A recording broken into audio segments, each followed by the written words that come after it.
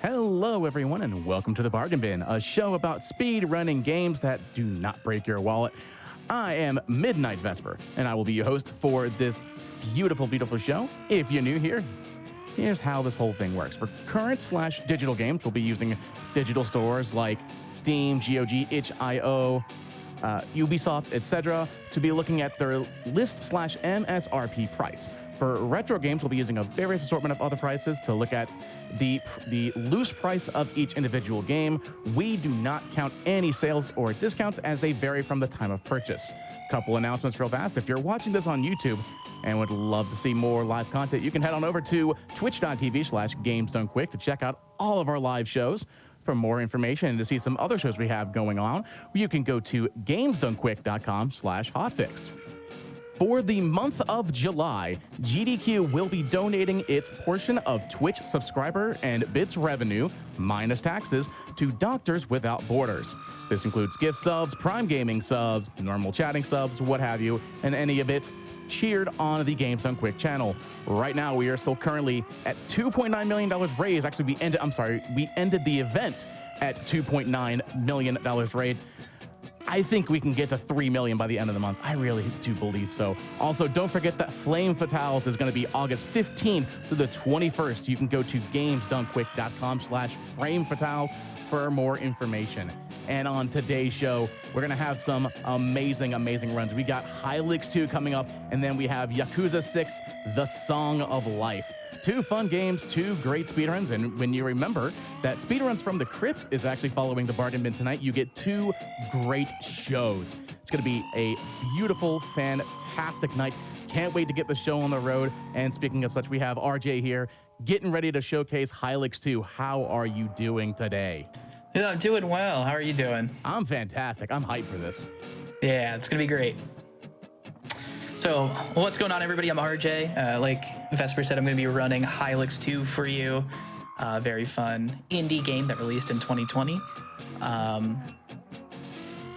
don't we get this thing going, and then we'll have some fun. So the run starts when you click New Game. I can give you a 3 count on go. So if you're ready, 3, 2, 1, go. All right, we're off. So if you think this game is weird, you just by looking at the screen, you haven't seen anything yet, because it's about to get, we're going to turn that weirdness. It's probably at like a 4 right now. We're going to dial that up to about like a 30. Even with this cutscene right here. It's actually skippable, but it's not very long. So I just wanted to have everybody see it, just so we know what we're getting ourselves into. But right away, we start as Wayne, face down in his bed. That's how he prefers to sleep. I know there's some people out there who probably like sleeping like that. And then we're going to make a quick costume change. Not because it's faster, just because I like it. It's a lot more flowy. I feel fast when I wear it. But we'll make a quick detour to Wayne's basement, pick up some juice, and before we leave, we're going to pet the Wayne larva for good luck. You always pet your Wayne larva. Remember that. Free world record if you pet the Wayne larva. This is old Wayne. What he is, I couldn't tell you, but we're going to use him to jump on his head and get this chest up here. We're going to get some long gloves. You'll notice right away as we pick up some items, there's only 2 pieces of equipment. There's like a weapon and an armor, I guess we'll say. And all of the weapons are kind of named after like gloves or hands, or they're like hand related, which also will lead into combat when we get there. But we shouldn't see any combat for a little bit still, as we'll do our best to avoid every non-boss encounter or required fight. So things gonna happen fast right away. We left Wayne House. We're going right to the first town here. This is New Moldal. We're gonna make a few pit stops before we actually go to where we need to go. It's down here. We grabbed the juice in the basement because we knew this guy right here was pretty thirsty. We're gonna give him the juice. And as a thank you, he's gonna give us the key to his house. What a guy. We'll use an item. The mini crystal, the item I just used, is actually pretty interesting. It was put into the game during the beta phase because people kept getting stuck or like lost. So it was like a way to reset your position. But it's still in the game on full release, so we use it for our speed run. Very convenient. But thanks to that guy and the key to his house, we got our first skill of the game. It's called Soul Crisper. And a nice thing about this game is all of the skills you learn will transfer to all of the characters when you get them. Something about Hylics 1, the skills when you got them only went to the current party members you had, so that's a nice little quality of life update. And then we got our first party member. So like I said, things are happening really fast. I promise it'll chill out at some point, maybe. Well, we got our first party member, Pangorma. And with recruiting him, he gives us, I think it's called like a photo pneumosphere is what the game calls it, but it gives us this ability to start air dashing through the sky. He, and also Pangorma, if we were paying attention to the story at all, but we aren't really, because the story is something. He tells us that the leader of that town is missing and he's been kidnapped and that we need to go save him. But before we do that, we're gonna make a nice little detour to this place where there's giant chickens. Gosh, I don't want to touch it. Don't touch me. If you touch an enemy, you get into a fight with them. Get out of the way. Okay, we made it. Some quick improvising. Random encounters in this game that aren't boss related are basically unwinnable. I don't want to say they're unwinnable, but they're extremely difficult. They're almost like their own little boss fights in and of themselves. So we do our best to avoid them at all costs. There's actually a skill in the game that was added semi-recently. It's called, where you can just auto lose fights that are taking too long or too hard, so you don't have to sit there and just slowly die. Very nice. And we get our second skill of the game, Nematode Interface. What do these skills do? Well, they're all damage over time skills, and that's an important thing to the run. We're going to collect those 2 skills and then 1 more skill, and that's it for the run. But the 2 damage over time skills basically act as extra characters for us, because everything in this game, there's no strengths, there's no weaknesses in attacks or anything like that. It's just flat damage at all times. So any extra damage from damage over time, it just acts as an extra character attacking each turn for us. So good to have. But we finally collected everything we needed, and now we're headed to where we actually need to go to rescue the leader of that first town we were in. This is Vuax Edifice.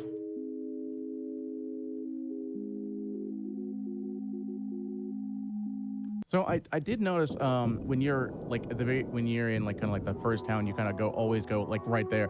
You kind of always go out of bounds. Are there certain points where if you do that, it basically helps get to the main menu faster, or is it just like trying to execute like a glitch or something like that?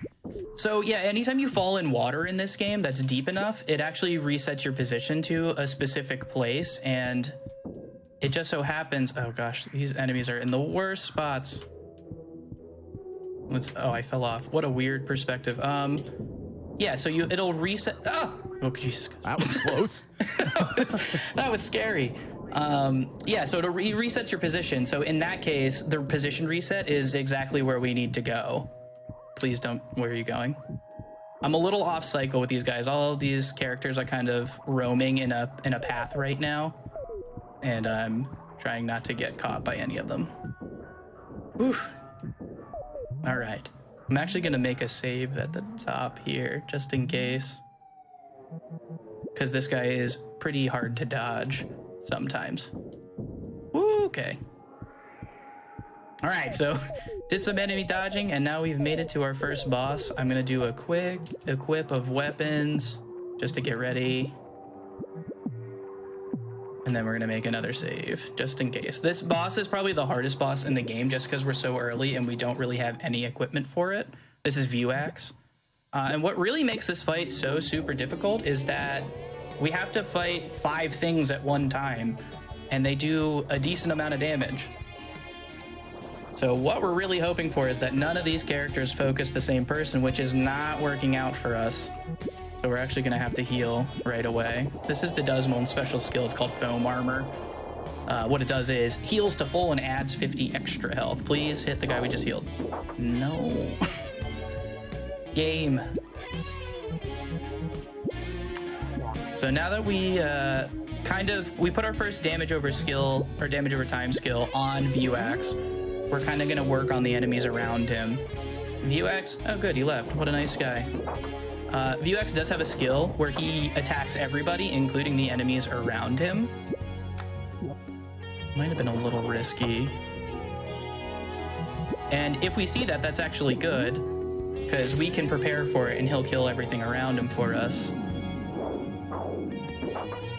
God, leave him alone.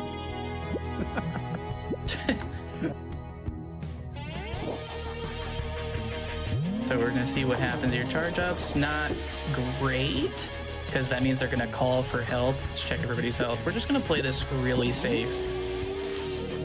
34, low 30s is like a sketchy, jeez, every time is a sketchy amount of health to have. Let's get rid of that guy so he doesn't call any extra help in. Wayne, you will heal yourself, because that's just the kind of day you're having. Also, we're healing with cupcakes, if you haven't noticed. So, they're both doing it. Best way to heal, I feel like. Yeah, it might be the only way. Oh, man. What are we going to do here? I think we're just going to attack. We have to re-up this skill again, which is fine. After view X in the middle here gets to a certain amount of health, we are slowly running out of cupcakes. He will use a cookie on himself, which heals. So he's gonna do that this turn, almost positive. But while we're at it, we're gonna try and get rid of this thing. There's the cookie. Oh, that's actually gonna get rid of disillusion too. That's a bummer. So we're gonna have to re-up it one more time. I didn't think of that, but that's okay.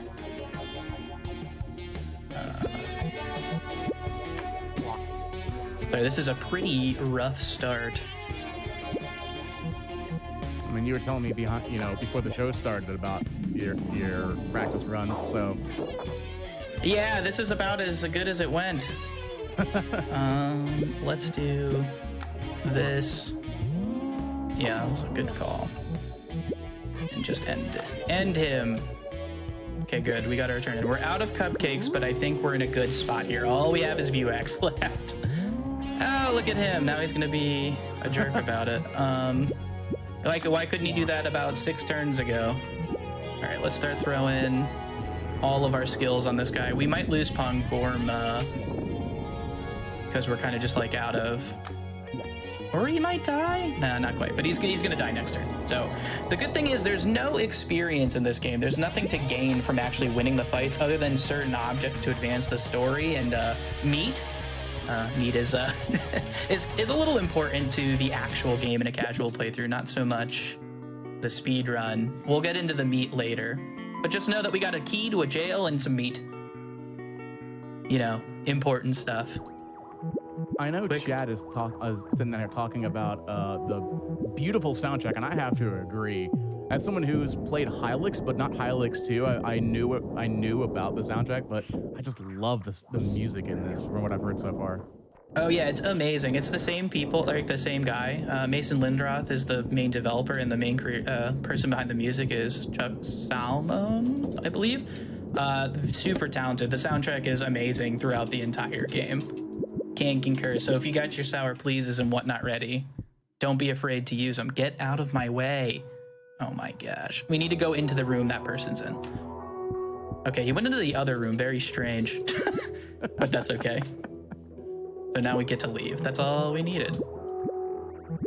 We're gonna go back to Wayne's house. So that crystal either spawns us to the first initial spawn point of the area we're in, or will take us right back to Wayne's house. And in this case, it's faster to just go back to Wayne's house and use the sink to get clean. Clean status is very important, at least in this next upcoming fight that we're working up towards. What it does is until the character's second turn, they will have clean status on, and that prevents them from having any status effects of any kind affect them, and it's going to play a huge role in the next fight we get into. But first, the whole point of going to View X Edifice was to rescue the one person. Yes, I will say person, although I don't know what they're actually supposed to be. So we're gonna go see them, but before we do, we're gonna buy some coffee, because I'm tired. I don't know about you, Chad. It's been a long week. It's been an absolute slog of a week. So we'll get some coffee. I got some coffee before we started the show today, so I'm in that, I get that. It was definitely like a 3 p.m. coffee kind of day. So here's our good friend Bellroll, the person we went to the Vuex edifice to save. He tells us about this whole scheme to resurrect the main villain of the first game, Gibby. And this is kind of a cutscene showing that. Very interesting. This is the resurrection of Gibby, or at least the start of the ritual. But anyway, back to the coffee just real quick. That's going to be important for the next 2 fights we use. They have coffee in itself. It keeps people awake. It doesn't let them, it makes them invulnerable to sleep status. And the next 2 fights have a general likeliness to put everybody to sleep if you're not prepared for it. So we grabbed a multi coffee, which is like a regular coffee, except multi, as in it goes to everybody. So pretty handy. Don't worry about anything that's going on the screen. We'll get to it. Bellroll also was a pretty cool guy because he gave us the keys to his airship. What a guy. So we're gonna go get that. And this is like one of the parts where if you've played the first Hylics, there's an airship in that game too. The airship in this game is where I really was like just enamored by the art of the game, or like the way things look, and I think you'll understand why. So we get like fully 3D flying through the air. Now most things you see in the game are going to be scanned 3D clay models. Like all of this like physical like 3-dimensional things are generally made out of clay and scanned into the game. Oh gosh, we landed the ship too close to the edge and fell off the back. That's I will say that's such a unique way to do all it, is to take 3D models and then scan it in digitally so that everything can kind of move. It's kind of that like claymation 3D. It's very analog and digital, and I really appreciate that. Yeah, it's truly amazing, honestly, when you just look at all of it, because I think all of the hand motions in the fights are actual stop motions of real hands as well. So that's also something to. I almost thought they were just like put in front of like a chroma key, you know, just shot with a green screen with the effects, and then they just put it in digitally. I didn't think that they were actually just stop. That's really impressive if it's stop motion like that. Wow. I think it's all pixel art, stop motion, and 3D clay scans. I like how you can only land when it says landing okay. That's like one of my favorite little details. You can't land anywhere else. In the first game, you could kind of land the ship anywhere that was land. But here we are at the next part. We're at the juice farm, as we'll call it. We're going to recruit our last friend, but we're not going to talk to him. We're just going to fly into these enemies. Okay, so this has like kind of a unique strategy. This isn't a boss fight per se. It's just 4 random encounters. This guy on the right, the Electrolin, whenever he's attacked, he will put everything to sleep, but we went and got clean, you know, so we can't be put to sleep. At least for the first turn. Our 4th member, Sam Snosa, wasn't so fortunate, but the strategy for this fight will be at the end of every turn, we're gonna put all the enemies back to sleep. So at this point, the clean wears off. We need to use our coffee. Sam Snosa is awake. She's supposed to throw out another damage over time. So the common theme of all of our battle strategies is we're going to get all of our damage over time skills out basically as quickly as possible. Because like I said, every time a damage over time skill happens in this game, it's essentially another person attacking, which is always good. So it's like we have 7 people attacking at all times. It's great. And since we're putting everything to sleep, the turnover allows us where only the guy in red is ever going to actually get an attack off. Sorry, I had to think about it. There's a particular way where we can end this very conveniently. Also, when we burn this pool man, he'll get an attack too, right now. Like that slap sound. I think the animation of the enemies too, like they're all unique in to what their element is, which is really, really nice. I like the one on the left that's just grooving to the music. Yeah, he's really jamming out. Those are pool men. They're actually pretty scary in that if they're not on fire and they're awake, they multiply. So we have to make sure if they're not going to be asleep that they're actually on fire. But easy peasy, wipe everything out at the same time. We get our 4th party member and a key to the next area. This is Sam Snosa in red, my personal favorite character. Not for any other reason that I just like the way she looks. I like her poncho. Hello? Hello, sir? Sir? That is a nice poncho and a good hat as well. There we go. I was trying to talk to that guy who would talk to me, and he gave me a poncho. So now we're gonna do a quick menu here. Long glove boots. She gets the rancher poncho we just got. He's gonna get the brain digits and the faded poncho that Sam Snosa was wearing, and he gets the pleather gauge.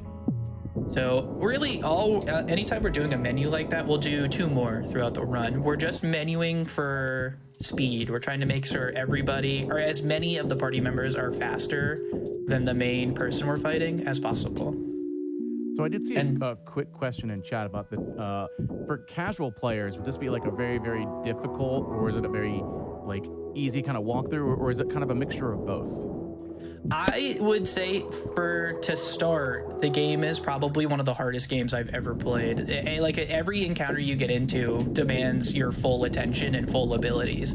It's not like your typical RPG where you're just gonna, run into some trash mobs and auto fight through a lot of the battles. You're gonna have to actually put attention and heal and take your time. Most fights will take you a couple minutes. So casually, this game is very difficult to start. I would say as you get into it, you're picking up items and equipment, you're gonna die a lot, which is very much intended. Once you die a lot and go to the afterlife, which is, we will go there at some point, but just hopefully not before we need to. There is a way to increase your max health. There is a way to increase their magic power, their will. So the game does get easier as you get more available to you, but to start, I feel like it's very much a slog. Here we are at our 3rd boss.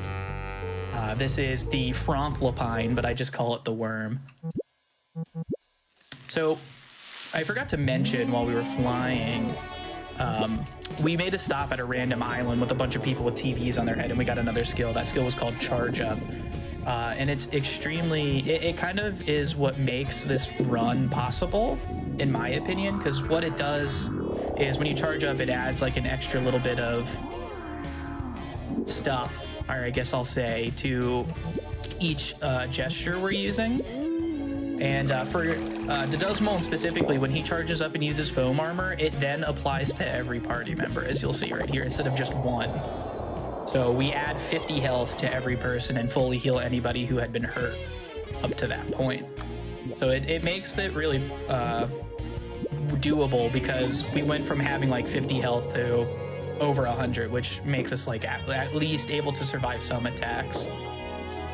Okay, not so bad. We just don't want to see the Frontlapine do 100 kicks, because it's a slow attack and it also does a lot of damage. At this point, we're probably okay. We might lose people depending on who he decides to attack, or who it decides to attack. Oh, there's the 100 kicks.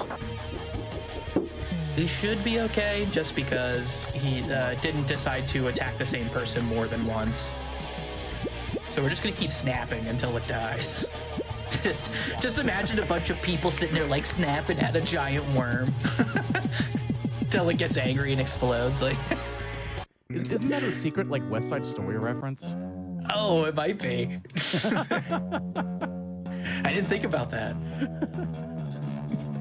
But you see, so beating the Frontlapine had some exterior effects. It got rid of a shield around the next area that we need to go to. If you were to travel there and see the shield, it wouldn't really tell you what you should be doing, but it would make you go explore somewhere else, I guess, at the very least.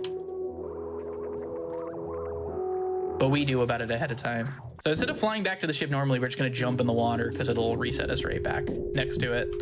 Very convenient riptides or whatever, what have you. And now we're going to fly off into the distance. We get to enjoy the very chill ship music. When I was playing this casually, I often just would be in the ship flying around, even though there's definitely a limited amount of places you can go. It's not a big game, but there's a lot to it. But I mean, I just listened to this song and I played this when I was on vacation 2 years ago at the beach, and this just was such a good, relaxing beach song that I just would like hang out. It's hard sometimes just to, commentate and talk because you just want to listen to the ambience of that music the entire time. It is true. That might be my least favorite part about speedrunning this game, outside of the first boss being an absolute demon, is that you don't really get to listen to a lot of the songs in-depthly, because they're all fantastic. Especially the Afterlife music, which is also chill. We will hear it at some point. But this area is called Fog Glass. I kind of almost forgot what we were doing. I'm just like so autopilot going through this. This is Fog Glass, which is basically where they were doing the ritual to resurrect Gibby. And it's really just a large dungeon where you go push a bunch of buttons and whatnot, and you can explore a bunch of secret areas. But we know exactly where we're going to go, so we're going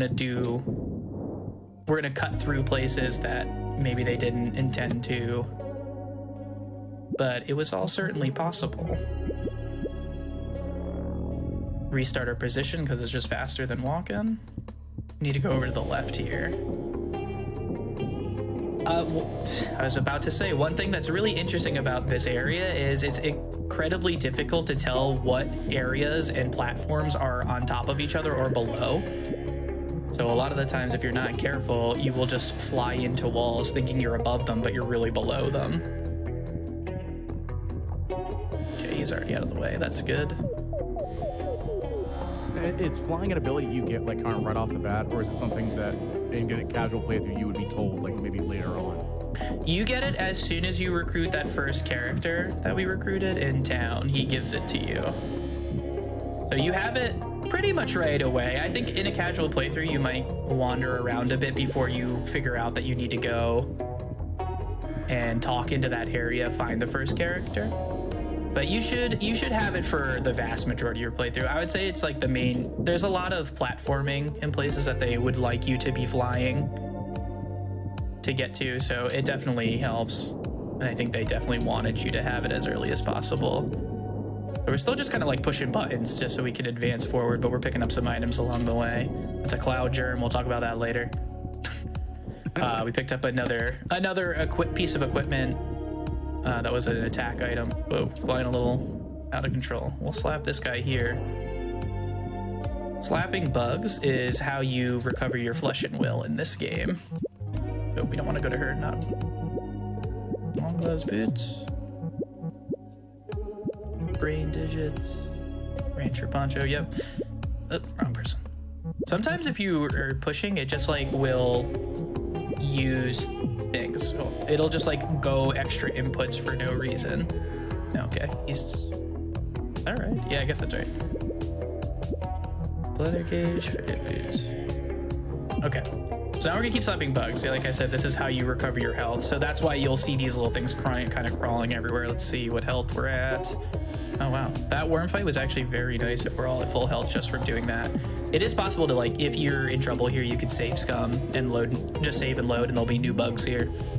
So that's a safety strat that we didn't actually need. And then we'll make a save before the next boss fight. We don't have to talk to him, we just slap him. I don't know if that was intended, but you could do it. There is dialogue if you talk to him, but you don't have to. This is Odazir and Karsuro. Right away you'll notice that we start off by attacking Karsuro on the right, mainly because he's wrapped up and can't take damage unless he gets hit one time. And a side effect of unwrapping Karsuro is that Odazir on the left here, when it becomes his turn, he has to re-wrap Karsuro every single time. So he won't attack us as long as we keep unwrapping him. And he's alive. So we're gonna use that time to just kind of work on Karsuro on the right here, like getting our damage over time skills up. We're gonna use our charged foam armor with the Duzmol. Heal up Hongorm on the right, he took damage. He did get hit with the one attack, I forget what it's called exactly, but what it does is it adds leaking, which gets cured by foam armor. And it also makes him vulnerable. Interesting. Okay. We'll be all right. I know we talked about the music earlier, but some of these sound effects are genius. So I'm thinking about, I think I'm going to probably play it safe and heal. That seems like the thing to do.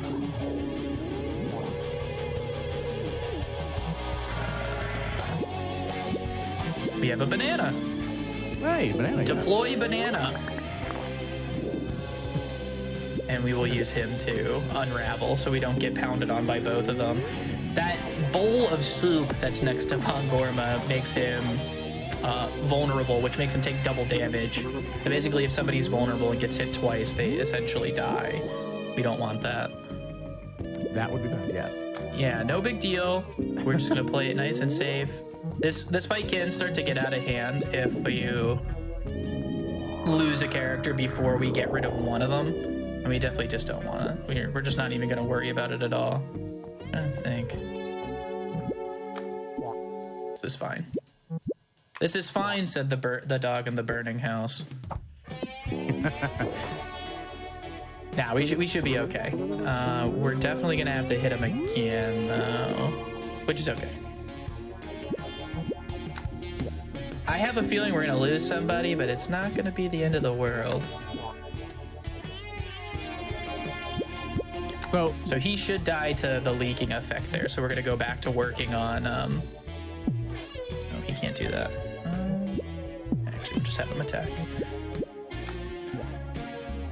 All right, so now he's okay. That's actually kind of nice. He's gonna kill him, but he's stunned for a turn. That was an animation. Yeah, that's actually a skill that Pangorma has himself as well. That's Pangorma's special skill is lightning. We don't really use it a lot because, as you can tell, it stuns you for a turn. It only does 175% of your power and stuns you. So if you did 2 regular attacks, that would be 200% attack power. So it actually hurts you to use it unless you charge up. Charging up gets rid of the stun effect. So we don't use it a lot unless we know we're going to win a fight. We will use it a little later. But after that, we beat them easy peasy. We have to go right into another fight, though, which can be very tough because we don't get to heal. I was going to ask about that. So, like in in certain RPGs, if you have like maybe like an inn or an item that kind of resurrects people, so to say. Is there anything like that in Hylics, or is it just based off of like another kind of ability? Yes, there is. It's called a soul sponge. And that's the item that resurrects people. And there's also a multi-soul sponge. All right, so this fight's very difficult. All we really don't want to see is Gibby here use an attack where he throws dynamite at us. Well, what would a speed run be without some marathon luck here? Yeah. Oh boy. Well, as you can see, this attack's gonna hurt pretty good.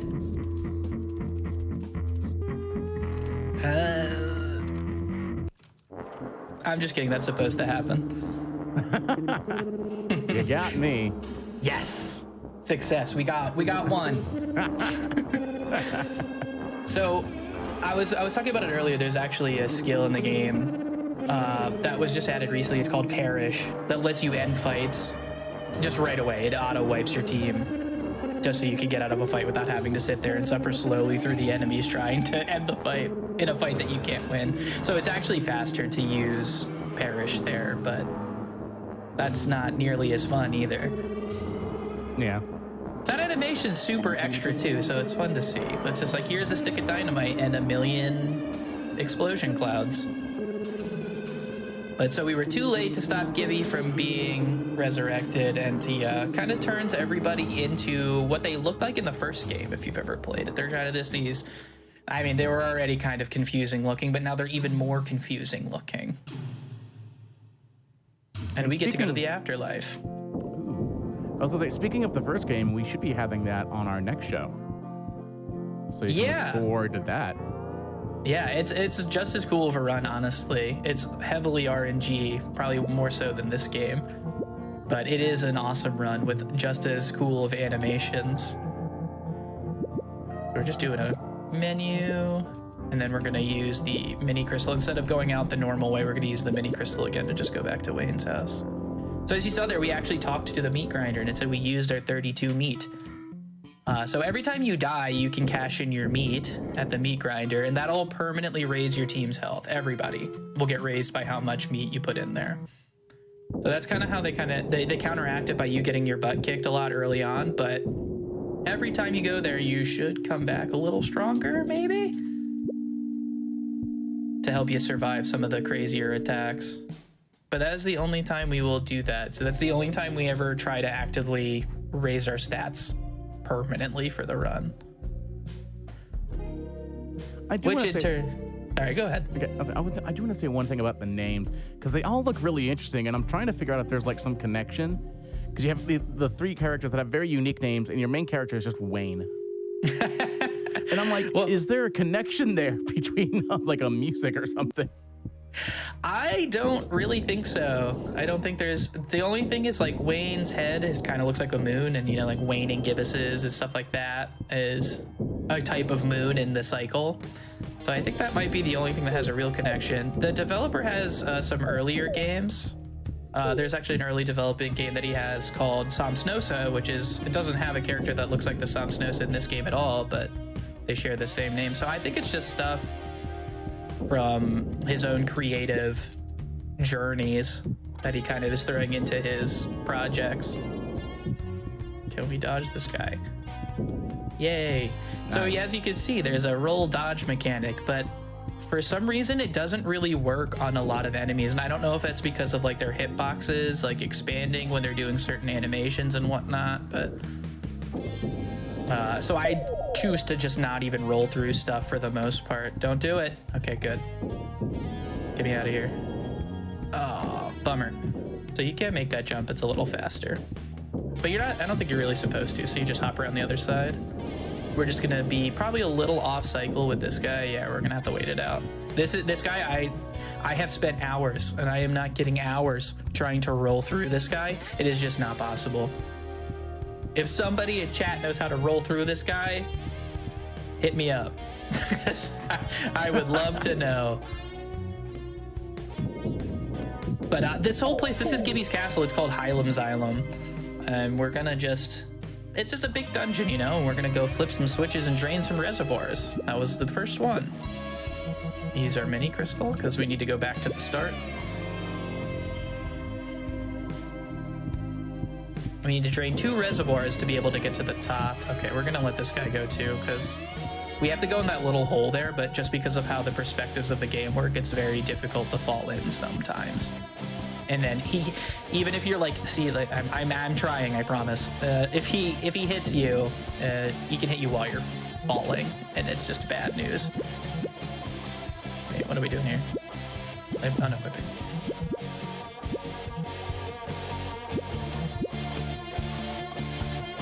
I'm drawing a blank.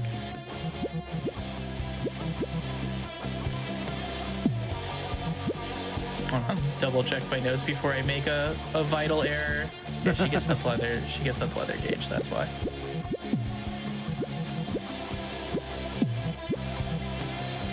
Faded poncho.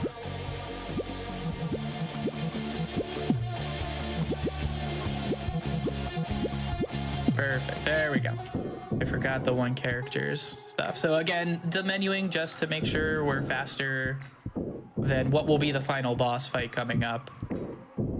Because we have a certain strat that can get thrown off with one particular thing.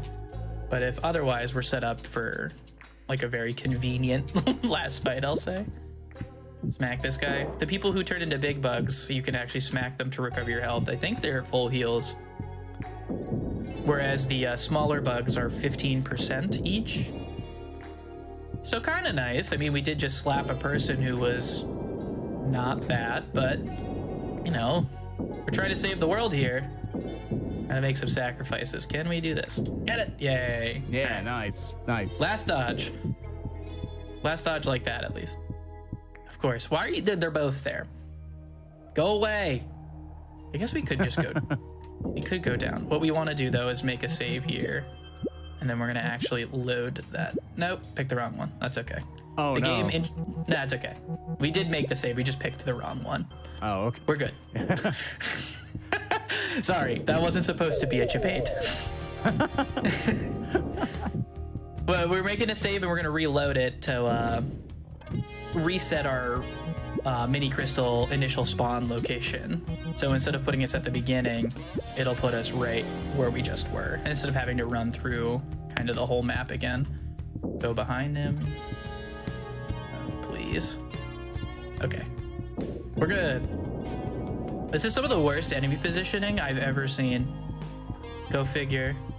But you know, as long as we don't get into a fight, it's not so bad. Getting into a fight, you have to die and go back to the afterlife, and it wastes, at this point, it would waste probably a few minutes. So we don't want that to happen, because we'd have to go and then get our ship and fly all the way back. Make one more save before we talk to Gibby and start the final boss fight. I like when you air dash and talk to him, everybody just starts spinning in the air. It's really great. All right, so this is Gibby. This is the real boss fight. This is one we can win. And the only thing we don't want to see Gibby do, and I promise I really don't want to see it, is if he uses a skill called Killer Trees on the first turn. It's not like an auto rip, but it is going to make this fight slower. We just don't want to see it at all. It's definitely a name I don't want to see. Yeah, Killer Trees. We do want to see it eventually, just not this turn.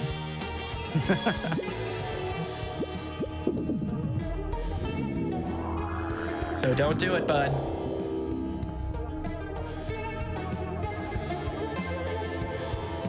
All right, we're in the clear. So every time we hit Gibby, he is spawning a minion. They don't get a turn until kind of later. So we don't really have to worry about them. We're just gonna keep focusing on Gibby. And now we're just gonna snap for a little bit. We have our damage over time skills up. We just keep snapping them. Once there's 6 minions on the screen, that's what I was trying to say. I couldn't spit it out. Once there's 6 minions on the screen, Gibby will do Killer Trees that turn, no matter what. And we actually want to see it, because on top of hurting us for like a percentile damage, it clears out everybody around him. So we're basically using Gibby to do the dirty work while we wail on him a bit. And then we have it perfectly planned out where we get to Desmond's foam armor back. And now we'll just keep snapping. Eventually we're gonna need to re-up Soul Crisper, the flame burning attack that's on him right now, but that's the only thing we'll have to do next turn. This fight might, honestly, if he doesn't do Killer Trees in the first turn, might be the easiest fight in the entire game. That's cool. I like that computer. Right, I think it was a computer. Yes, I believe the battle song for this is called Fancy Meat Computer. That's what the name of this song is called. That's a name. That sure is a name. So we're gonna re-up our Soul Crisper, and then we're just gonna snap for a few more turns.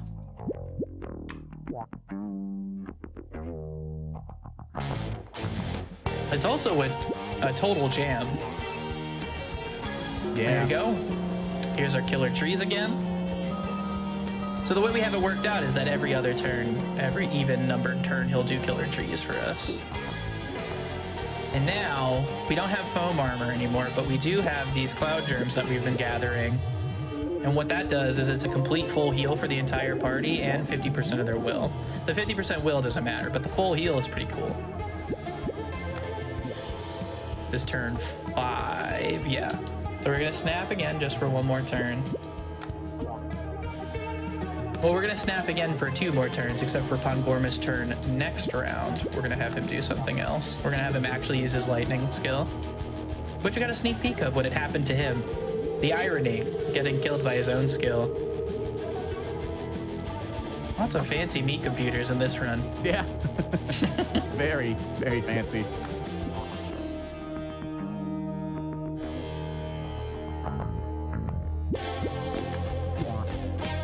So if we did this right, hopefully we did. When Pongorma uses his lightning attack here. And Gibby takes his final damage over time. He should only have 1 health left. Look at that. That's a super cool animation, actually. Yeah, I definitely like that you don't get the hand gesture from the enemies doing it, so that is at least a little cool perk. And then the nice thing about him being at 1 health is we get to kill him with 1 more attack, but he won't summon any more minions. And Dodasmon goes first because he has the highest speed at this point. And he does the lowest amount of damage, though. So we make it just so we don't have to defend to the first person who can finish him off. But we've done it. We've defeated Gibby. Woo! And his castle explodes. That's cool animation for an explosion. Yeah, just all the meat. Yeah, so if you saw, they gave you 99 meat and 99 bones. Bones is the money in the game, but at this point, you can't go back. Like, this is the end game, essentially. And the end of the run's actually coming up in about a minute. But before we do, we can play some songs. They let you play songs for some reason. And then she has like a song. It's pretty cool. How do I get out of here? Thank you. All right, we're out. That was a short song. Exhume the heart and totally digest work, by the way. I don't know what that means, but words to live by for sure. All right, so at the top of this hill, we're going to jump on a button, and that'll be time.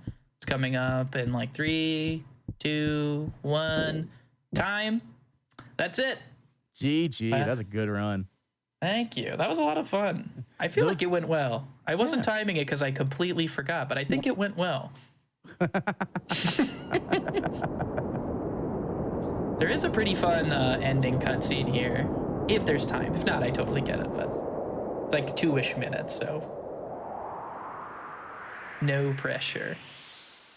The lyrics are very reminiscent of they're very prog, which I think is very fitting to this whole scheme, or this whole brand, I guess you could say, of Hylics. Yeah, it's definitely like prog rock the video game. Yeah. For sure. An interesting thing, like, so a lot of in Hylics 1, I think it's like 85% of the text is just randomly word generated gibberish. But like and that happens in this game to an extent too. And an interesting theory about that, it's just like one of my favorite fan theories, is that we only hear gibberish from people because Wayne doesn't actually care about what they're saying. He only cares about people that are talking that are important, which I thought was an interesting way of looking at it. That is a very, yeah. And it kind of makes sense. He only cares about getting rid of Gibby. He doesn't care about anything else. So all the random people you talk to that aren't helpful, he's just ignoring them and hearing gibberish.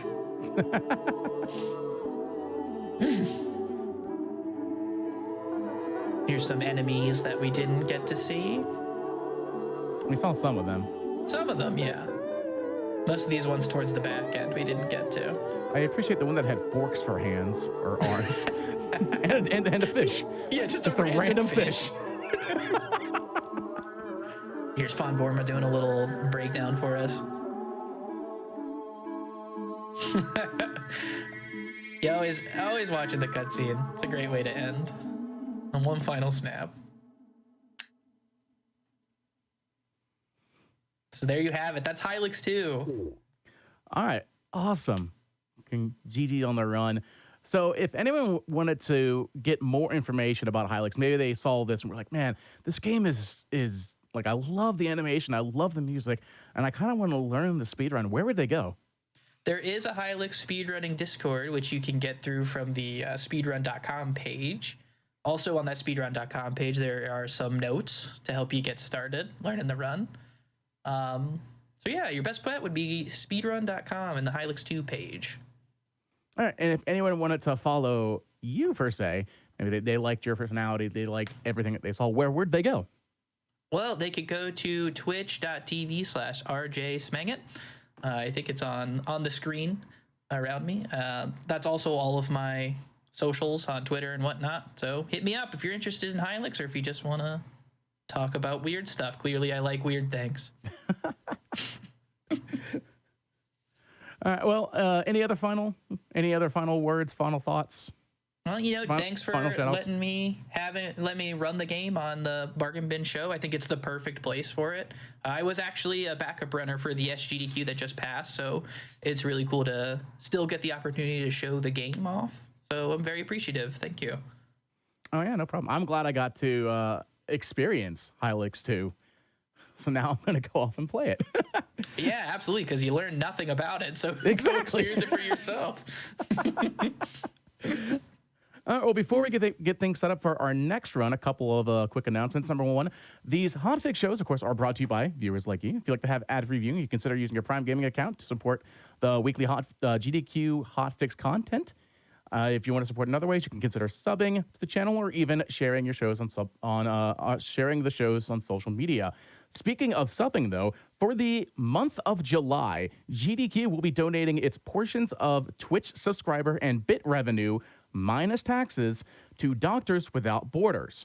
This includes gift subs, Prime Gaming subs, normal channel subs, bits cheered on the Games Done Quick channel, and so much more.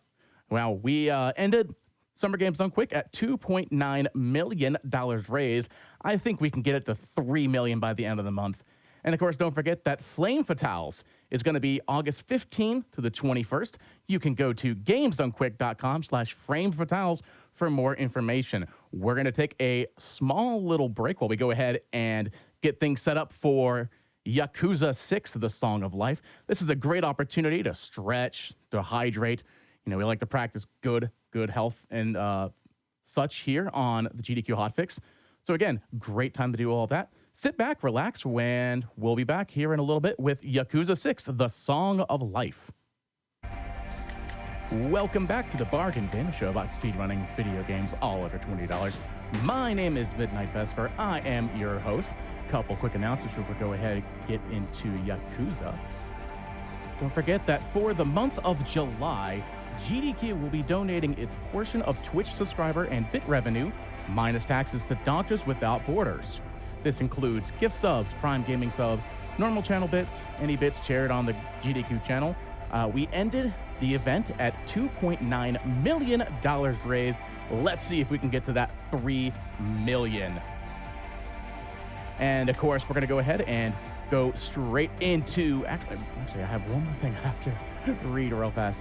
If you missed out on the game that was beforehand, Hylics 2, or if maybe you miss out on some other runs tonight, don't worry. They will be on our YouTube channel. Or if you missed any of the Summer Games Done Quick VODs as well, you can go to youtube.com/gamesdonequick to check out the full runs of that event, as well as some of the other Hotfix shows. I'm just super excited to get into the Yakuza run. So we got Sakaler here, as well as Froob, to showcase this beautiful, beautiful game, Yakuza 6, The Song of Life. Froob, if you want to go ahead and take it away. Alright, hey folks, this is going to be Sykala doing Yakuza 6. Sykala doesn't have a microphone, so unfortunately I was brought in to do the commentary, and I'm not someone who shuts up, as you probably know. So very briefly, what I'm just going to mention is that when the run was done on GDQ a couple of months ago, that was on the PS4 version. This has a number of very noticeable differences, the first one being the fact that it's actually the PC version, which is going to run a lot smoother, a lot quicker. You might see a couple of ragdolls here and there as well, but we're going to get going with the run. If you're ready, PS Color, in 3, 2, 1, go. So, this is picking up straight after the events of Yakuza 5, but we're going to first go through a little bit of a tutorial fight. The tutorial fight's going to happen... We'll get back to this point in about 20 minutes time. But essentially, every single Yakuza game has a set of tutorials that you have to sit through. Here, PS-Color's got a couple of new tricks up their sleeve, a bit more optimization since this version came out. So instead, we're just going to start guard. We're going to dodge right after. You have to hopefully hope that Nagamo does do an attack against you. Do the lock-on in this corner specifically so that hopefully Nagamo gets punched onto this wall towards the lamppost, but unfortunately he can move away as you saw there, but that unfortunately missed the last hit of the combo there. Nagamo can also dodge that, which is really frustrating. Unfortunately, that wall didn't act like a wall, which didn't allow Kala to be able to do a heat attack, which is frustrating. So what what's going to happen now is this is extreme heat. You'll see this quite a lot. We'll explain it more later. But in extreme heat, you're going to be able to do a little bit more damage when you use those weapon attacks. Now you can see that we have the bike. The bike is a very, very strong weapon. Usually in Yakuza games, the hierarchy of weaponry is that anything two-handed, like a bike or a sign, is going to be way, way stronger than any of your normal weapons that you can pick up. So, plot-wise, we're literally now going a little bit backwards in time to after the events of Yakuza 5. I'm not going to get into those for anybody who wants to play through Yakuza 5, and you should, because it's a brilliant game. You should also speedrun it. Cough. Either way, we're going to be walking up this beach. You can get a couple of character introductions there through all of Kiryu's old friends, and we're going to go and find that essentially his adopted daughter, Haruka, has left the orphanage because of a bunch of media comments saying that basically because of Kiryu, because of Haruka at the events at the end of Yakuza 5, like showing off that Kiryu was like the head of this orphanage. The orphanage is building up kids who are going to be Yakuza. Complete load of nonsense. But either way, we're going to talk to the kids. We're going to find out where Haruka's gone, and then we are, of course, going to go over to good old Kamurocho. There's not much that really happens in the start here. There's just this set order of speaking to the kids. It's just the same way you do it every time. Unfortunately, you can't skip any of these. You have to go through every single one. Get a nice little bit of backstory and see what the kids are up to these days, and then we are going to be, as said, heading off to Kamurocho. Oh, we're also calling... Sorry, go on. I was going to say, I just wanted to quickly chime in and say, from I watched that beginning tutorial fight, apparently I've been using a bike wrong this whole time. Bikes? There's a lot of memes in the Yakuza community, not like the speedrun community, in the big community in general, in the... If you go to Kamurocho or you live in Kamurocho, you need bike insurance. Because if Kiryu's around, you're going to lose your bike. Because bikes are insanely strong. So... what Saikal has done here is used a vending machine. The first introduced in Yakuza 6. You will see an assortment of different drinks in this run. What Saikal had picked up first there was a green Dakara. That is a sprint drink. You see at the top left there's this little icon of a man running in an up icon. This is important because whilst that is on, that allows us to have unlimited sprint. Very useful. So, we're just here looking for Akiyama and Haruka because we heard that Haruka came to Kamurocho. And then we're going to go and buy some bentos. If you know Yakuza 6's run, despite the new strats, it is still the same somewhat masochistic run as it always is. Towards the end of the run, we will potentially die in 3 hits. We'll get into the reasons for why when relevant. We also need the bento for actual story purposes coming up in about 2-3 minutes time. And we're going to get into another tutorial here, but the nice thing about the second tutorial is you don't actually have to follow the tutorial. So the tutorial is all about like grabbing enemies and stuff like that, but what Saikal is going to do instead is go to the left, grab this sign and use this sign instead. Unfortunately, the giant cone is a little too far away for us to use. Now, importantly, there you can see all the different stats and their numbers. That's going to be important for later on. As you can probably guess, we're going to prioritize attack. There is a soft cap of 200. We are going to be doing a method to bypass that soft cap in exchange for something else. So we're going to head over to this bar Bantam. Haruka. We're going to hear that Akiyama was having some problems with a group of Sayo Triad who have moved into Little Asia after a fire there in early 2015. Now, the public believed that it was an accidental fire, but there were shady people involved in it, and would you believe there may or may not be a traitor in the Tojo? I know, it's surprising. Very surprising. So, we're going to head over here. You're not going to see it because you're not going to see the cutscene, but we're going to get introduced to a character called Ed. You'll see Ed in a little bit. But Saikal is going to be grabbing a sign here on the left-hand side to use. Hopefully we won't get what we like to call Dragon Engine Shenanigans. Dragon Engine Shenanigans can cause it where that sign will break when it gets swung. Basically, if anything that weird happens, just call it Dragon Engine Shenanigans, like certain ragdolls at points. The ragdolls in this PC version as well are extremely, extremely higher than they are on the console version. They are amazing. So what Saikal is doing now is Saikal is going to go to this taxi. The taxi is a little bit quicker because, again, quicker loading on PC, but also now that we have a PC version, we use loadless, so better. So you're going to be seeing your second drink coming up. Here, it's a real-life brand. I've had it myself. It's absolutely gorgeous. This is CC Lemon. In this game, CC Lemon starts off at a 30% attack buff, and it's going to get stronger. So in this fight, Saika's going to grab a bin and hopefully be able to take care of this fight in 2 hits. Sometimes, that guy right there can actually move backwards a little bit, and it takes one of those small little things that's frustrating as a runner and nothing that you can unfortunately do about.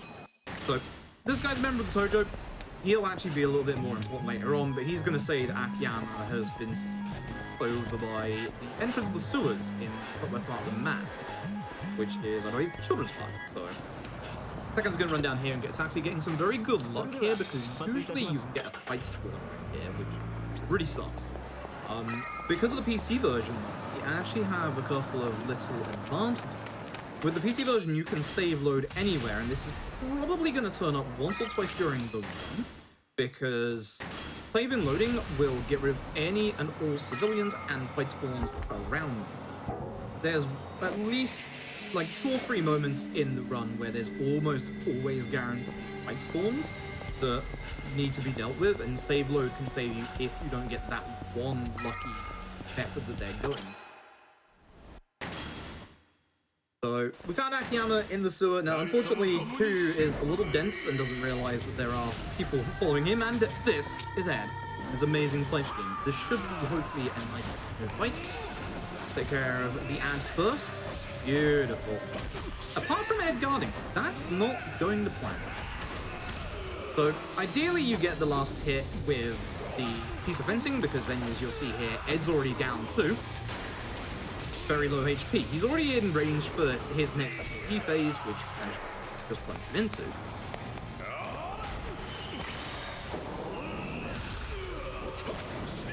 These kicks look like they really hurt. Oh, they do. They are amplified with the power of lemonade.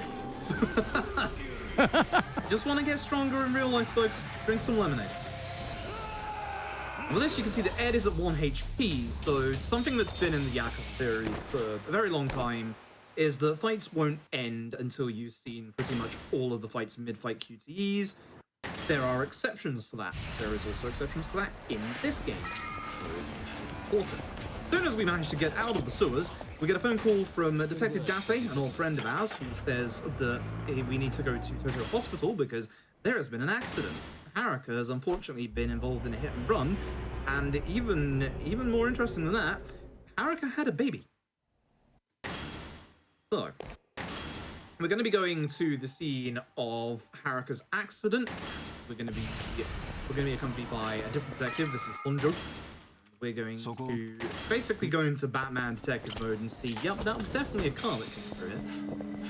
Here's Carl's going to be grabbing this green Dakara. Again, this is an unlimited sprint drink, but the nice thing is, certain cutscenes do not overwrite your drink. Therefore, PS Carla can just take it through that cutscene and just drink it from there. Now, if you're on base PS4, this bit is unfortunate because this bit is a big run ending point early on if you're on base PS4, because the guy who you're supposed to be running after here, base PS4 struggles with this game quite a lot. It is the first Dragon Engine game.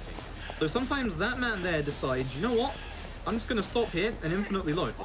And he won't start running for a good 20-30 seconds. So it's a really, if you're on base PS4, a really nasty load point, but for every other version, completely fine, it doesn't stop. This bit right here, you're not going to see it. You might see the camera turn just in case. Yep. We're going to get a little bit of it. Okay, so welcome to new Yakuza 6 strats by Kala. Basically, you saw there with the reload that the car that was there changed. You can get a taxi spawn there. So I kind of found out the other day that the actual spawn rate for taxis is roughly 4%. 4%. So this bit, if you're going for a top time and you're crazy enough to restart for taxis, is a big restart point. Thankfully, it's only like 10 minutes into the run, so it's not too far away. It's not, say, the gambling in Yakuza 4, for example. And you said that was just found out? Yes. Well, Wow. we had a suspicion a long time ago because we always knew that along that road, basically that road along the top there, is always like randomly generated cars, and it's the only place in the city where cars actually drive through. So we knew taxis could go along there, but none of us were, I don't know if the word is smart enough or determined enough to keep restarting and reloading to be able to figure out if a taxi came out. Obviously, when I started running this on PS4, it's very, very slow, and we're doing it real time. It wasn't worth it. So with the PC version, it now becomes worth it if you're going to play top. This is a group called Justice. Don't worry about them. Look, they're already dealt with. Simple as that. Signs are pretty powerful in this game, it looks like. Yep, all two-handed weapons. Every two-handed weapon you can get your hand on. Some single-handed weapons as well. A lot of the early Dragon Engine games, 6 and K2 especially, weapons are very, very good. Very, very good. We have to run forward there to get a side activity for the game back. We'll be going into a boss fight after Yakuza grabs a quick CC line. Unfortunately, they don't sell that one made in Europe. You have to import it, and it's expensive. We're talking like... Also, I do want to point out that when the phone rang in the game, I actually looked at my phone thinking someone just called me. We get that a lot, unfortunately. It's, you know, it's like your default phone ringtone. You're gonna hear it a heck of a lot. Basically, every time like a tip comes through on the phone, it's gonna go off. There's gonna be a couple of other instances where it goes off. Like, yeah, you get used to it after a while. So, unfortunately, somebody from Child Protection Services is here to take Haruto away, and being an orphan himself, and then Haruka was obviously an orphan herself, Kiryu's like, I'm not gonna let this happen. Now, unfortunately, the only person who can stop him and stand in his way is Akiyama, and unfortunately for Akiyama, we have the power of CC Lemon on our side, and yeah, that's already the end of Akiyama. Nice, easy fight. And yeah, Nice job. We're just fighting with the baby in the corner. Don't worry about it. We're not fighting near the baby. We're just fighting in the room with the baby. It's fine.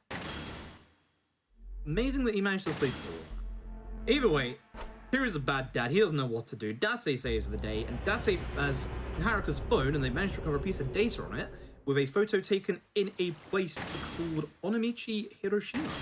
So we're gonna go there, and it's like I was gonna do the first level up of the run. So all the attack that we can get, as well as a move called Dash Attack, which is an insanely strong attack where you run forward, press the strong attack, and you literally do an attack that does an insane amount of damage. It's very, very good as well for a lot of crowds. So you will see this a lot. It's actually ridiculously busted for some reason. But we find here the Mama of the Bar called Gyoni, and this is Nagamo. You might remember him earlier. This is still before what happened at the start of the run. But we're going to be fighting Nagamo in the same spot again. Slightly different strats this time. Like I was going to be grabbing this bike and doing 3 strong attacks. Just need to do 3 strong attacks with. Then we're going to go grab the second bike, but in EX this time. Now, Saikawa's going to be very carefully trying to aim Nagamo towards a wall to do a little bit of extra damage to be able to push Nagamo, hopefully, into the next phase. Sometimes Dragon Engine shenanigans, or just missing the wall, unfortunately, by a tiny bit, can cause you not to go straight into second phase after the second hit, which means you just need to do a little bit extra here, which, as you'll see, EX, grab a brick. Nagamo is doing a very nice attack where he just winds up his arm for an attack, and he isn't going to actually react in any way, which allows Saikawa to be able to hit him. Once again, the bike insurance comes into play from that fight. Oh yes. If ever there's a fight with a bike, you go for the bike. So what's going to happen next is Saikawa's going to be going up this ladder, grabbing this safe key right here. We're going to be using the safe key immediately and then doing another big level up afterwards. So in this little alleyway here is the safe that the safe key goes to. And there's going to be a piece of equipment called the Bloody Fundoshi. Don't know it, right? So that's going to combine with another piece of equipment much later on when Saikawa equips this in a minute after level up, which is combo heat action. Sprint times 3. There you go. You might not have been able to see it in time because Saikawa does a very, very quick menu. That actually reduced some of Kiryu's stats. We'll go into that in a little bit, but the important thing is it ups the attack. Now, Saikawa then getting our third drink of the run. This is a Shoryu beer.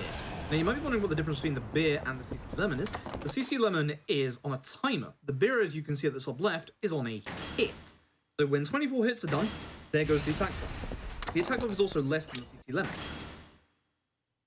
Like I was going to be doing this cutscene here and then save loading. This is going to cause Eno here to load up his next trigger a little bit faster, which just starts him walking ahead of time, rather than having to wait about 5 seconds for him to talk to us. Also going into first person, not to assert the fact that we're much taller than the man, but to be able to push him a little bit faster.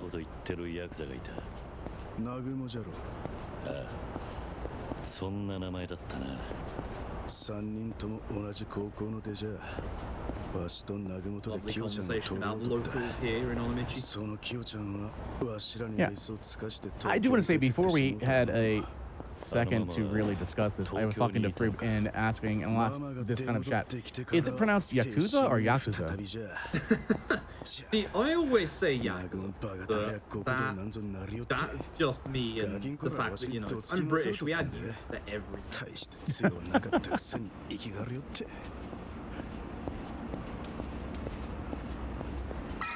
So we're walking ahead of, you know, a little bit here to be able to get to the next cutscene a little faster, because as soon as that conversation is done, the next kind of cutscene actually appears. Now, this is a bit that is affectionately called Shake the Baby. You're not gonna get to see Shake the Baby, we skip Shake the Baby. Shake the Baby is, if you've ever seen this game, a whole bunch of... There's two basically trouble missions with Haruto here. It's on a timer, so if you save load, you can actually skip on Shake the Baby, and then that way you don't get it. Now, ironically enough, Shake the Baby is actually faster, but it's very, very rare. Looks like I was actually going to show Shake the Baby. Question mark? Oh. Get rid of that Shake the Baby. We don't like it in our speedrun. Basically, on the PS4 version, on the original, because it's using DualShock 4, they added a bunch of motion controls to that minigame. They're all based on, obviously, the gyro and the controller, and as you can probably tell, the gyro and the controller, it ain't that great. It's very, very oversensitive. So, we effectively call it Shake the Baby, because no matter what you try and do, you shake the baby. Don't shake the baby.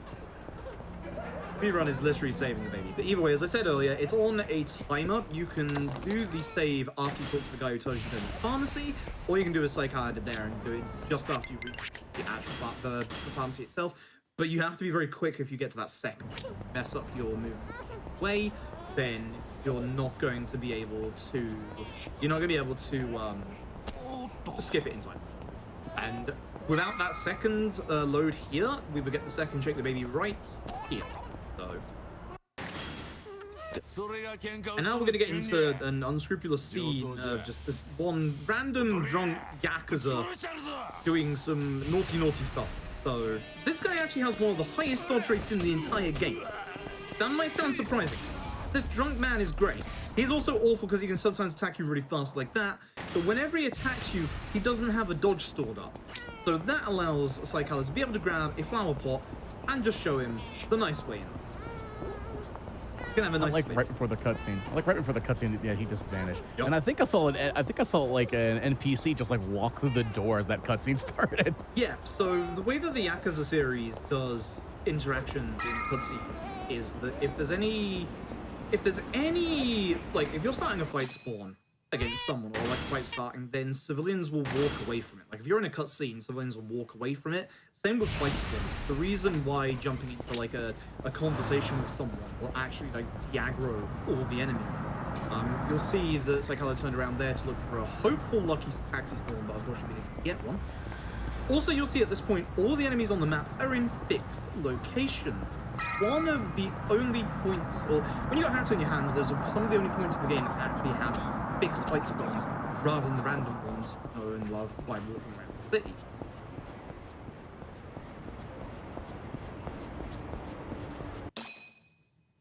So, we're now gonna go play some baseball. As you do. Definitely baseball, not anything else. So again, one of the nicer, quicker methods found is the just tax. Obviously, not just because I load this, but even on base PS4, it will be faster to tax again. それでは出発いたします。So Saikawa's going to make good use of the dash attack going into this fight here. We want to hit Nagamo in the start of this. It's going to be against Nagamo, Yuta, and Shiro.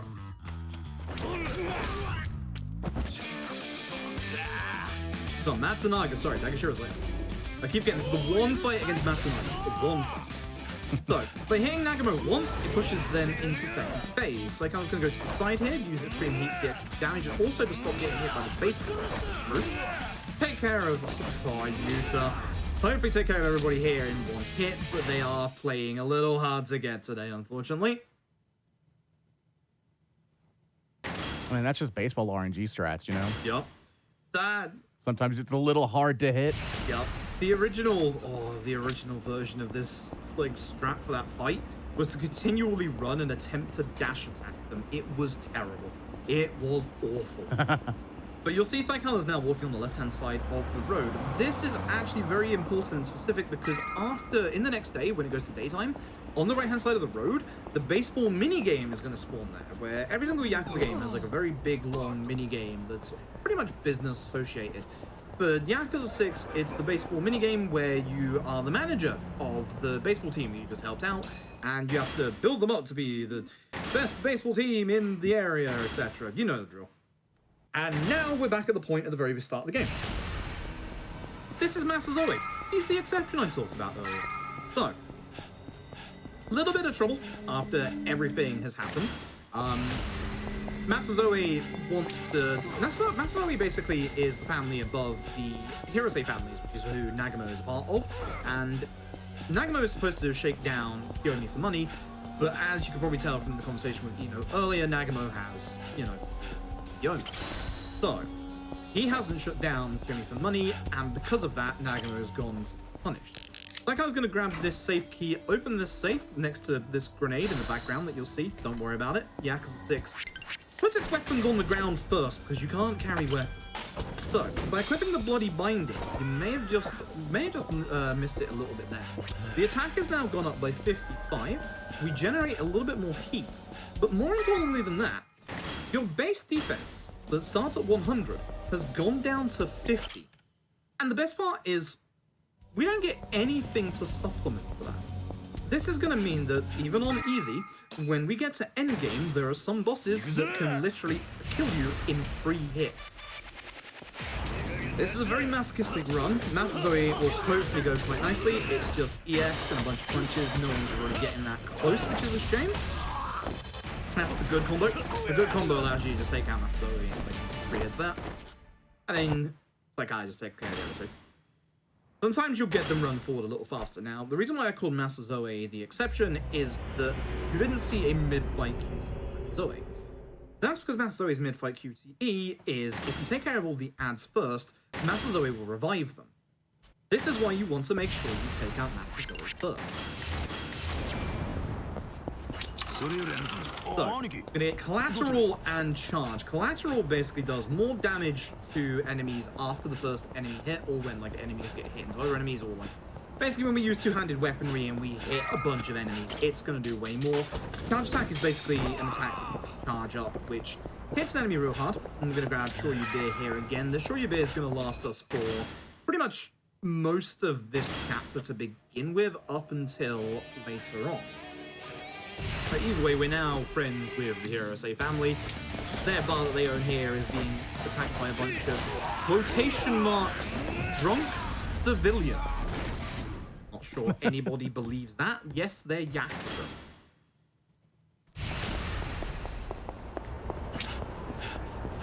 Appreciate the chair though. That was just there, you know? Yep. Yeah, in that bar, you don't want to pick up the bar stools. As a general rule of thumb when it comes to Yakuza speedruns, is that the bar stools generally have awful attack patterns. That's the reason why Saikawa goes for the plant in the corner, is because, as you saw, Saikawa all it had to do was just 3 normal attacks and took out everybody, just because of the wide swing of the actual plant. Whereas the bar stools, for example, Kiryu basically tries to attack by grabbing it above his head and swinging it straight down. You'd think that with a bar stool he'd swing it like the plant, but no, unfortunately not. So, very, very slow if you use a bar stool.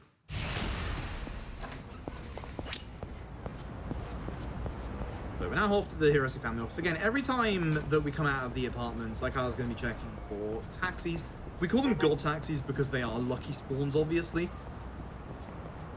But the nice thing is we can actually taxi on over to the places you can get to taxi down the road. This is why, obviously, getting a taxi here is super, super lucky because it can save you a good 20-30 seconds, depending on if it comes from behind you or from the end of the road here.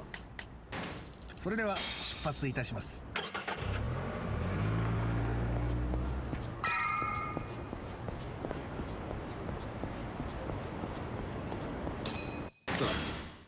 So I'm kind of going to be going in here, and we're basically going to ask the Hirose family and its members, do you know Haruka?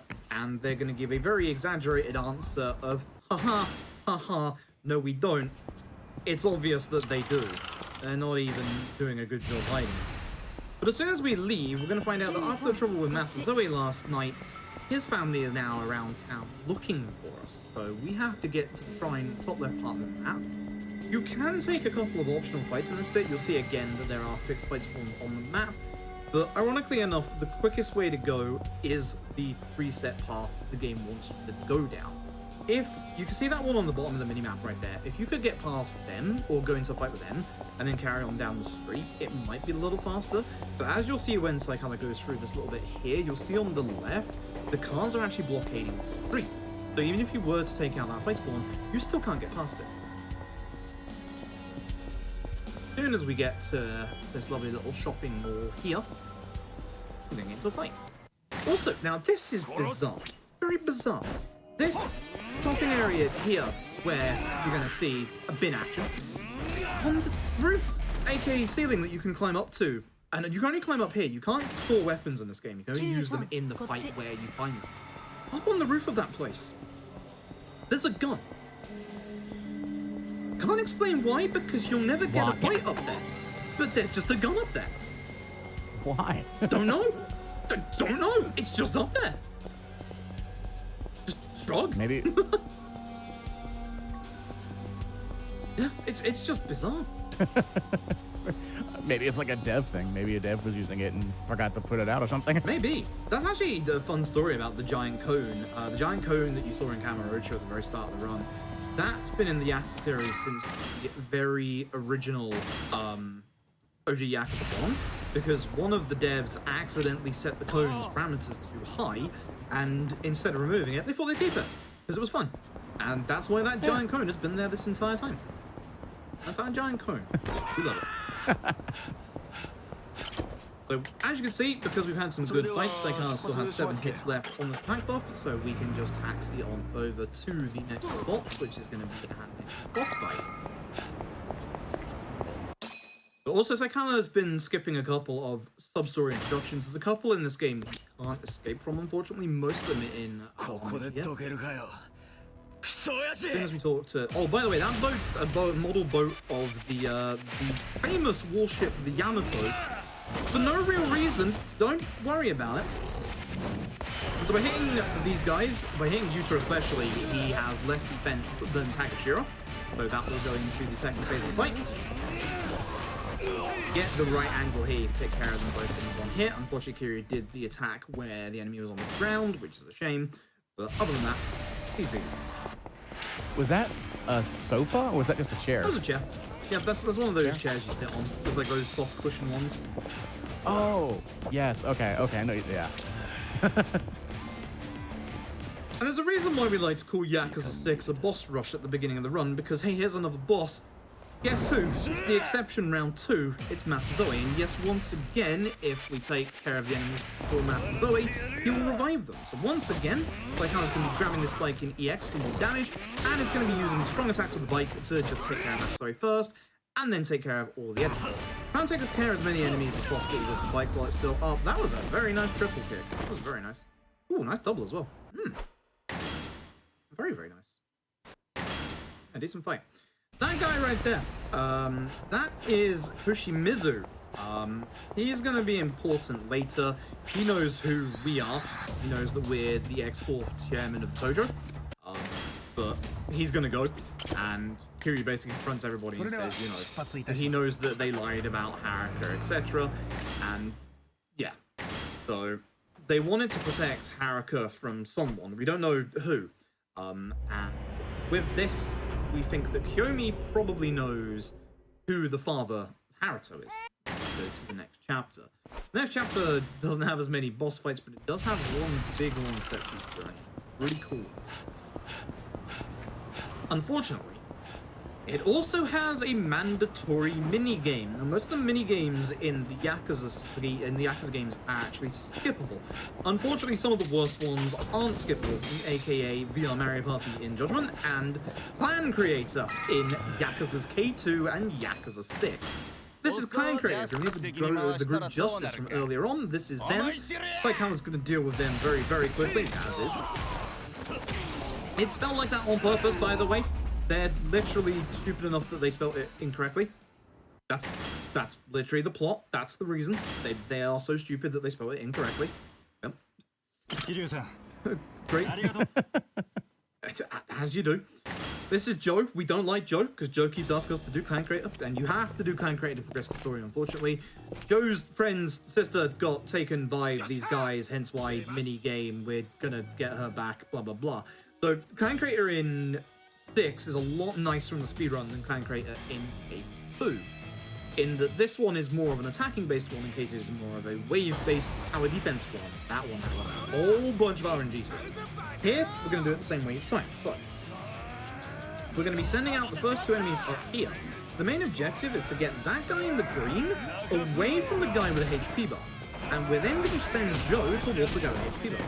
Because Joe has the only attacking skill in Clan Creator. Or at least to begin with, obviously others get this tutorial. So, you can see Psychola is constantly pressing X here to make sure that Joe goes over to the guy. Joe sometimes misses. And you'll see the dropkick here is going to take out the vast majority of his HP. Hopefully the others will help out and take care of the enemy. Joe is being demolished because Joe sometimes turns out to not be very good. You ideally want above a 425 there, but Joe decided to be very, very terrible for once. It's very unfortunate. I love the little cutscene.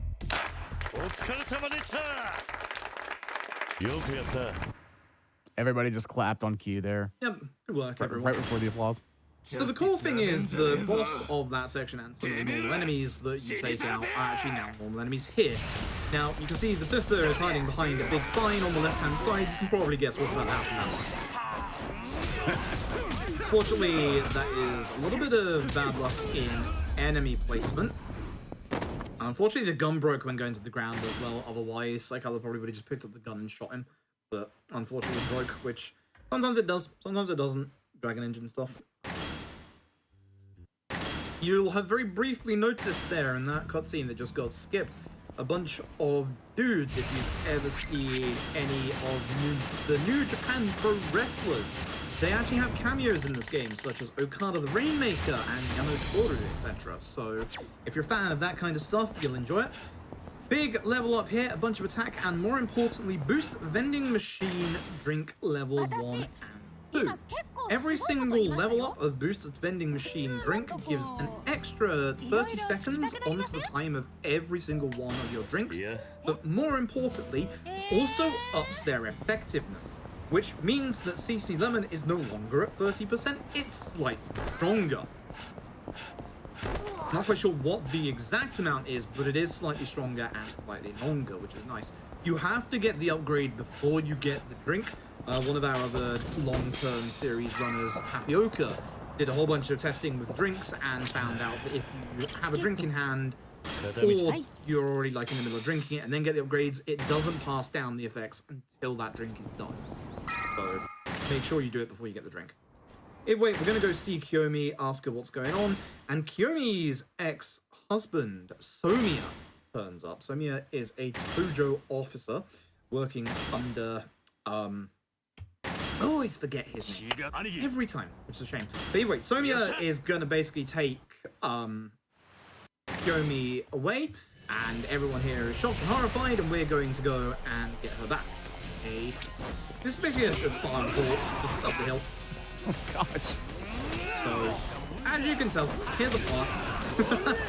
So again, Just the plant. That's a yeah. there's a bunch in here. You can see a couple to the side. Mostly you can take care of most of the enemies here. The enemy the psychologist took out has more HP and has a bigger build. In the Yakuza series, we call them large lads because they're taller than everybody else and rounder than everybody else, and they also have more pipe round than everyone else, and they have block kick attacks. What we're going to do is we're going to check every single room that Yakuza away by punching the door down, and we have to go into every single room up to a certain point for the game to be able to say, okay, you've searched the room, and then carry on. If you miss an enemy, you can leave it up to Nagamo to take care of them, ideally not the last one. But leaving it up to Nagamo to take care of them is a bit bleh. Sometimes Nagamo AI is good, sometimes Nagamo AI is bad. It depends on the day. But we're just going to go up to the next floor and we're going to do it again, where two groups are going to basically split up. We're obviously wearing ski masks because we are trying to protect our identity. Oh, one thing I should mention as well is if you're a fan of certain Japanese gangster movies or hard crime dramas, or more importantly, Battle Royale, you will recognize that one, Yuta is the main protagonist actor from Battle Royale, and you'll also notice a bit later on that Patriarch Hirose, you saw him a bit earlier, is actually Beat Takeshi. The Beat Takeshi.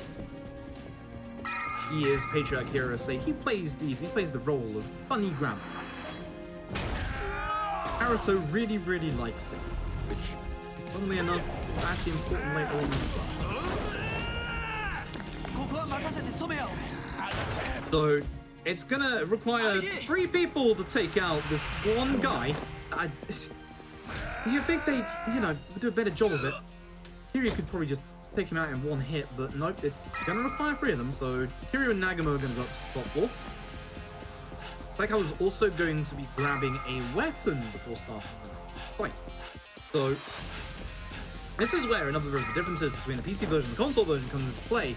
We used to grab one of the plants in the corners there, but unfortunately the PC version breaks them upon hitting this door, but it doesn't with these benches. Anyway, you get a wonderful little funny cutscene here. This might be a low-key reference to Ryuga Gotoku issue. Kinda cool. Infamous game very early on in a spot. I mean, I would probably be as mad as that guy if someone just threw water in my face and said, show me your face. Oh yeah. It does gotta be hot water in there as well. You have a mix of hot and cold water. It is a sauna after all. So, yeah. Thankfully with bench in hand, Psycholo's gonna go swinging. Aim for Kikuchi first. It goes down to 1 hit, which is good. Take him out because he gets stunned by that, and hope to take out a couple here. Very nice hits. Very, very, very nice fight. Beautiful fight. I feel like that gives a whole new meaning to bench press. So unfortunately, Nagamo was an idiot, ran into the actual sauna part of the sauna, got too hot, took his mask off right in front of Somiya. And no reason to keep the masks on anymore. So we're going to chase after Somiya, and interestingly enough, you'll see that he doesn't have any ink. For a Yakuza, that's very, very interesting. Somiya is more of a newer breed of Yakuza who believe that the Yakuza don't need to show off their strength via their tattoos. For example, like people who have dragon tattoos, depending on the number of fingers they have on their dragons, indicates like how high up the higher up. So here's gonna grab this potted plant and just gonna go to work. Good hits. Hopefully take care of these guys. There are other plants in here if need be, but again, as you can see, the good old dash attack is insanely strong. This guy here is your main HP guy. He's the one that the other 3 we're trying to deal with. You can see that even without EX, he goes down quite nicely. Unfortunately, everybody was a bit split there. It's one of those rooms that's a little RNG because they can appear there, everywhere, basically.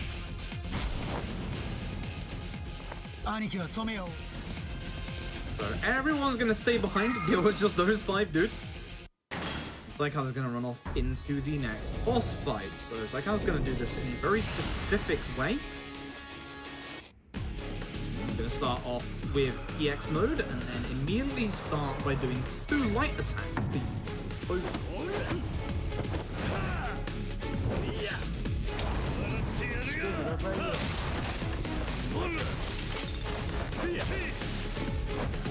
Somi is going to take a drink and basically not guard for it. Then Saikan is going to use a light attack to get the speed. Fortunately missed Somi, but thankfully gets those extra strong hits off. After the mid-fight QCE, Saikan is going to have a Sofa still for one hit, and then move on to that part in the back.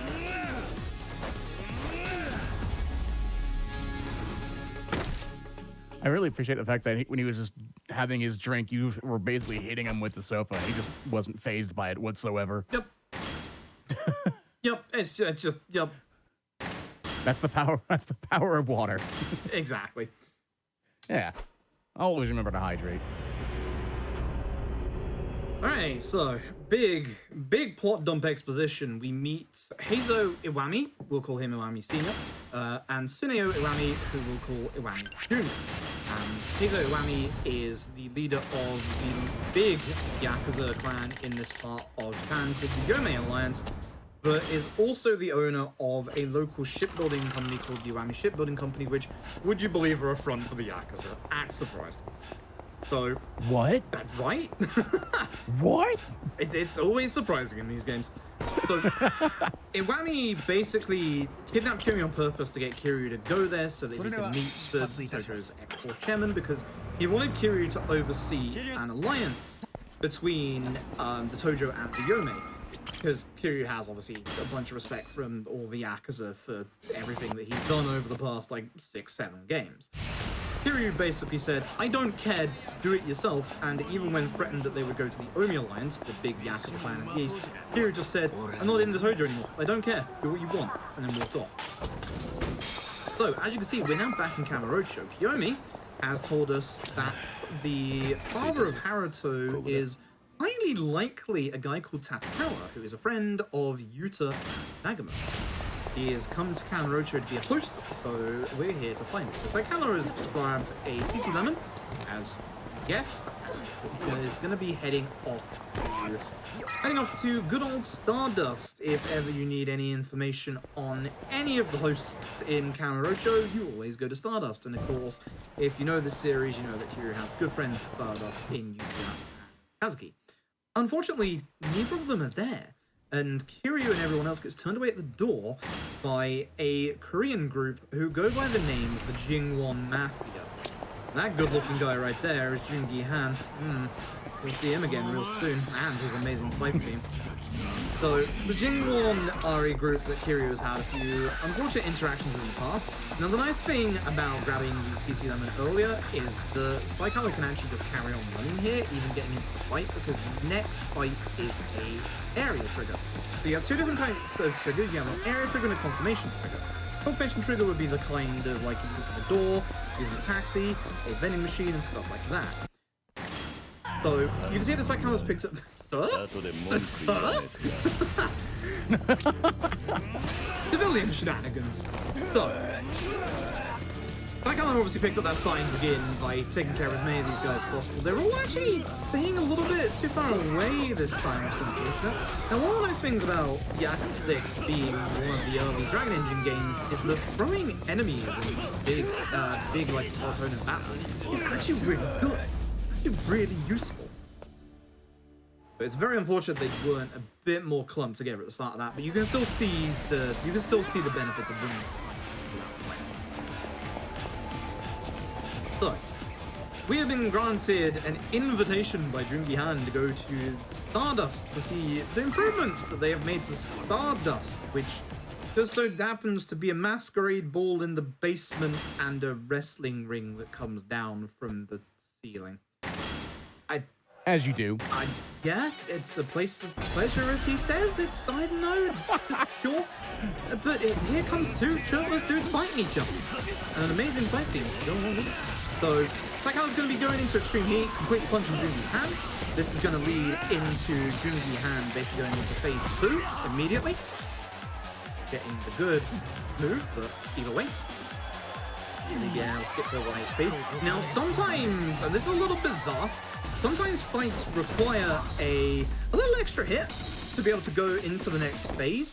Don't know why. That's not Dragon Engine shenanigans. That's just Yakuza shenanigans. It's been happening since the original Yakuza 2. But But for now, basically, that fight's nice and easy. It's really a cool fight, 'cause it's one of the only fights in the game that you literally can't have weapons. So it's a really nice fight for, like, being a nice physical fight. But EX, your extreme heat mode in this game, is so obscenely overpowered that that happens. So, either way, we have found out Tatsukau's location thanks to Jungi Han. He has basically kept up his word and said that he will obviously tell us where he is once we've dealt with him. And we're going to head over there now. And when we head over there, once Psychala gets through this sub-story, we're going to find that actually Tatsukau is already dead. Oh no. Oh no. Oh, no. But this is kind of the nice bit where the run kind of slows down a little bit, which is good.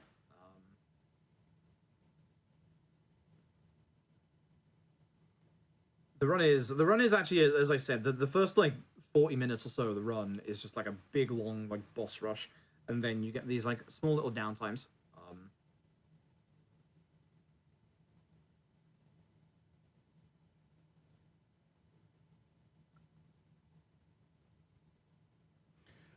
So I did see in chat a little while ago that someone was like that they were saying like someone like me who they always say like they need to pick up these games, they need to pick these up since this is the 6th one in the series, and then there's like Yakuza 0 and there's a couple other ones. Would it be beneficial to start at the first game, or would it be better to do like canonically order, like from 1 through 6 or release year? Okay, you've got 2 options. And they're both decent options. You can either start canonically, which would be, or chronologically, which would be Yakuza 0. Someone's actually made a really good Twitter post about it, literally today actually, where one of the best places to start is Yakuza 0. It is the first game in the action series and the Dragon of Dojima story, which is Kiryu's story. It's always cheap. It's always very, very cheap, which is pretty good. You can basically start there if you want. Reminder that all the Yakuza games are on Game Pass, by the way. Like, very, very, very important to note that. So if you have Xbox or Windows Game Pass, you have very, very easy to get into the series. But Zero is a very good place to start. It's widely considered one of the best in the series as well. Or, if the thought of starting with, the start of what is essentially 9 mainline games, or 8 mainline games at this point, is a bit daunting, you can start with Yakuza Like a Dragon. It is the latest game. It is essentially a soft reset, brand new protagonist, brand new story. Doesn't require that much knowledge of previous Yakuza games outside of you knowing what a Kiryu is. You can go backwards, which is nice. So if it's a little daunting, and also Like a Dragon is actually a turn-based game, so if you want to do a turn-based game rather than an action game, for example, you can instead just start with that. There's only one chapter that's essentially, need a little bit of Yakuza knowledge for this, but the game does a very, very, very good job of emphasizing, hey, this is important, so make sure you pay attention to this bit. But other than that, start with Zero or Like a Dragon, or if you want to start with a game that's not connected to either, and you just want to see what an RGG Studio Games is like, that plays like a Yakuza, smells like a Yakuza, and quacks like a duck, that's actually Judgment. Judgment is a spin-off which has been in the news recently, where basically the main character is basically a famous actor, and because of that, they want the Judgment series to be its complete separate thing. So, even though Judgment as a series is set in Kamurocho, it's not based with the Yakuza at all. The only thing that connects Judgment with the other Yakuza games is literally the city, and the fact you deal with a group called the Tojo Clan. Never heard of them. But your 3 good points to start are either Zero, Like a Dragon, or Judgment. Take your pick. Have fun. The games always go on sale very, very often. Right now, LED, I think, is on sale on US and EU, Xbox Live and PSN. So if you want to start on that, you have a good place. Other than that, yeah, if you want to start at the very start, go 0. Reason why I suggest 0 is that K1 and K2 were made in mind, or especially K1 was made in mind, with 30 minutes of extra cutscenes because of Yakuza 0, and it's a little easier accessibility-wise to get K1 and K2 over OG 1 and 2, which... I don't mean to interrupt. Go for it. I don't mean to interrupt, but for Froob and Psycholler, if we get a second to take a pause so we can go ahead and see if we can work on some of the issues that have been going on in chat. Sure. In terms of like the audio and stuff like that. So whenever you have the ability to basically have a 3, 2, 1 pause, that'd be great. So I kind of should be able to pause off this fight. Okay. It's a nice quick fight. As you can see, there's a bike and a sign. You can pretty much guess what's about that. And this is a nice break point because there's a sub story coming up there that we have to run past anyway. Okay, so Psychana, you ready to pause? I think I think that's a pause right there. Okay, I think I'm actually a bit delayed on my end, so yep. Okay, cool. All right, we'll go ahead and take a small break to go ahead and fix some of the issues while we have the opportunity. We just want to inform you that for the entire month of July, GDQ will be donating its portion of Twitch subscriber and bit revenue minus taxes to Doctors Without Borders. This includes gift subs, Prime Gaming subs, normal channel subs, and any bits shared on the Games Done Quick channel. We ended the event actually at $2.9 million raised, so I bet we can get the $3 million by the end of this month. And of course, Flame Fatales is going to be August 15th to the 21st. You can go to gamesdonequick.com/framefatales for more information. While we go ahead and work on some of these issues, this is a great opportunity to get up, get some water, hydrate, stretch, use the restroom, anything else while you fancy. And we'll be right back with some more Yakuza 6. Come back to the bargain bin. Thank you all so very, very much for your patience with all of that. Just a couple quick announcements before we get this back under the way. If you're watching it on YouTube and would like to, if you would like to see it live, you can go to twitch.tv/GamesDoneQuick, and you can check out our live shows. For more information, you can go to gamesdonequick.com/hotfix. And of course, Flame Fatales is going to be August 15th to the 21st. You can go to gamesdonequick.com/framefatales for more information. I believe we're back on track to continue on with the run through if everything is good on your end as well as the caller's end. Yep, everything's looking good. Okay, so let's begin the run again in 3, 2, 1, go. Alright, so basically, quick plot-wise, we're going to go meet up with Akiyama. Because of Tatsukawa's death, we're thinking that we want to sneak into Ed's office in Little Asia. We think that basically Tatsukawa was our only lead, so we're going to go and question Ed about what's happened. So thankfully, Akiyama is hiding out in this hotel as a window cleaner alongside the guy that we say that Psychana saved at the very start of the run. So he's going to come back in and say a couple of things about how, like, the Tojo is really weird at the minute with Daigo being in prison, Majima being in prison, Saitama being in prison, act surprised. Psycho's going to get a little bit of attack here, just to make it so the next set piece goes a little more smoothly. That way we can get a quick kill on a certain enemy coming up quite early on.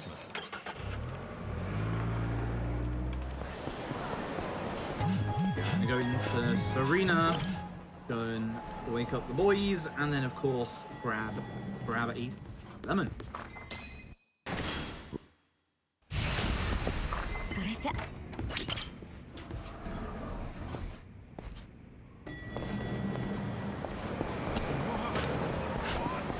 Okay, so attack on over to the Marine Tower. Leave. Where is it? So the nice thing about this next cutscene is it's one of those cutscenes that does allow Sissy Lemon to be taken through it. Well, actually, was it a question mark? I can't remember. I should remember. I should know this. It's literal stress. No, in a second.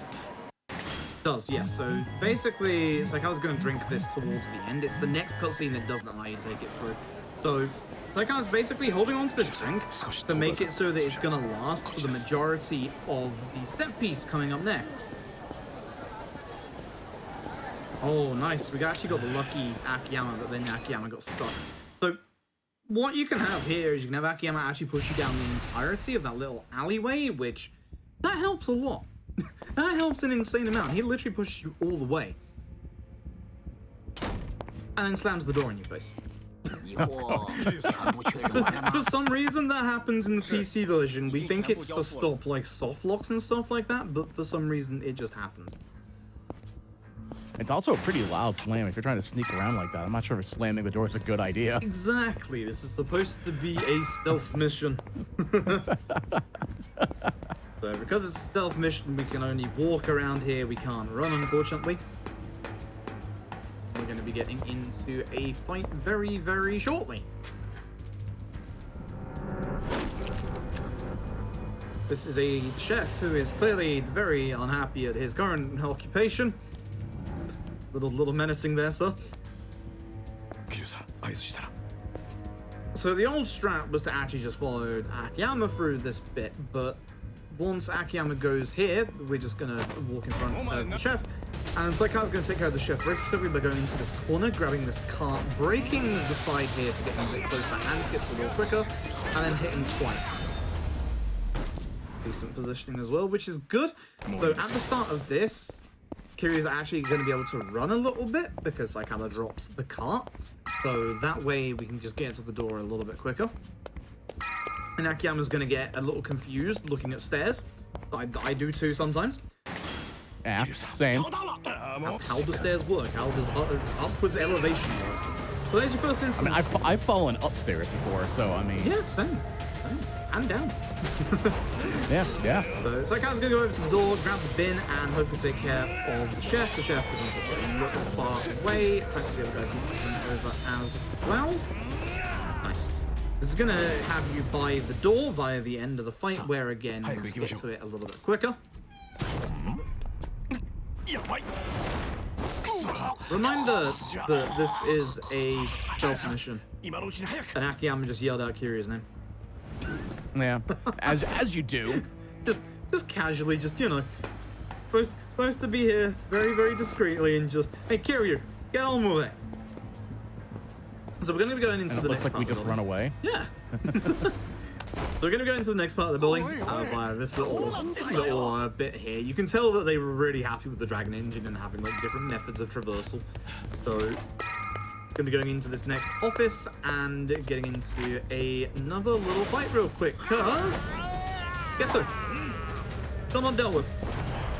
So charge attack, grab a weapon, hit attack. And there goes the chef.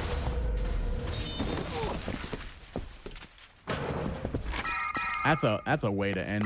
Very, very quick. Legs up like that. Yeah. This looks like a cutscene. It is a cutscene. You can't skip it. Again, as I said earlier, exception to everything.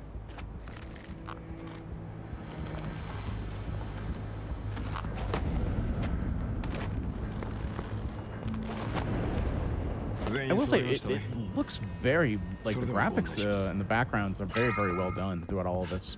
Yeah, the Dragon Engine was the much-needed graphical buff that this series needed. Like, I was going to be grabbing the standard X here, by the way. That's for now. And basically, yeah, it's hard to believe as well. This game turns 5 years old this year. It came out in 2016 in Japan. We didn't get it until 2018 in the West. But yeah, it's 5 years old. Pretty good looker for it, honestly. It looks really well for 5 years. Yeah. And the series has only had improvements since, which is nice. And thankfully, the next-gen consoles actually run the Dragon Engine really well, as well as PC. That's great, yeah. So you can probably tell, Saikawa's just going to be grabbing a bunch of chairs, bunch of weapons, hitting people. Nice and easy. Bit of an unfortunate fight where everybody was a bit too spread out again. It's there's a couple of fights like that in this game, in this run, where essentially if they're like a little too far away, you have to rely on a bit of luck. And one guy, I think, actually guarded one of the attacks, which is very frustrating if it does happen. And I hope you didn't miss the lad, because guess what? Here's Ed. Hi, Ed.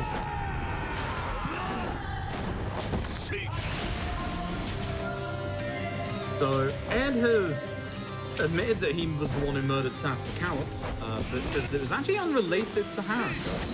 Tatsukawa was a Heihaise, which was the name of the chapter of this, the name of this chapter. And a Heihaise is a Chinese person born in violation of the government's one-child policy. And basically the Sayo Triad had been smuggled into Japan as a child, Tatsukawa, and forged in Japanese papers at the time. So basically, the whole, like, bringing people over, bringing the Heihaise over is one of the Sayo's primary business tactics. Also, Saikawa's using a heat attack here to get this into the next phase quicker, because for some reason, there's a bit of a delay on this last hit, despite obviously being way in the HP value. I don't know why. It's always been like that. Like, in the very, very first patch on PS4, it was fine. You could just get him straight there with strong attacks. But these days, no. You have to do one extra hit. It's a bit weird. And here's my friends. Once again, pretense out the window. As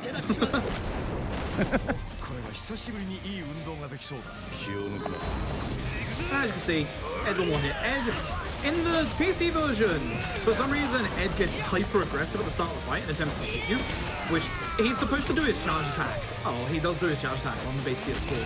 So essentially, what Saikawa does is basically going to EX to not get knocked over by the initial attack, and then obviously just ground weapons to deal with people. Again, frustrating room here. Nice Dragon Engine shenanigans. That's what we call physics, folks.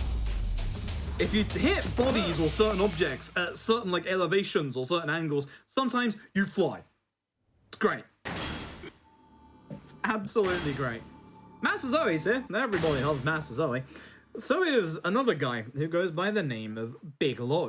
He is the leader of the Sayo Triad. That's him right there. It's like Blue Hue, because that's a flashback.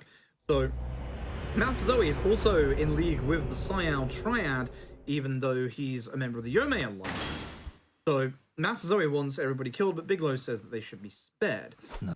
Big Lo wants to meet Kiryu over at a place called Shangri-La. If you've ever played the Yakuza game before, you'll know Shangri-La. So Saikawa's going to be getting a little bit of attack up, and also vending machine level 4. So again, it's going to... This is very, very important for this bit. This next drink, we're going to want that to last as long as possible, and it's a little bit harder to get this one to last all the way until the end.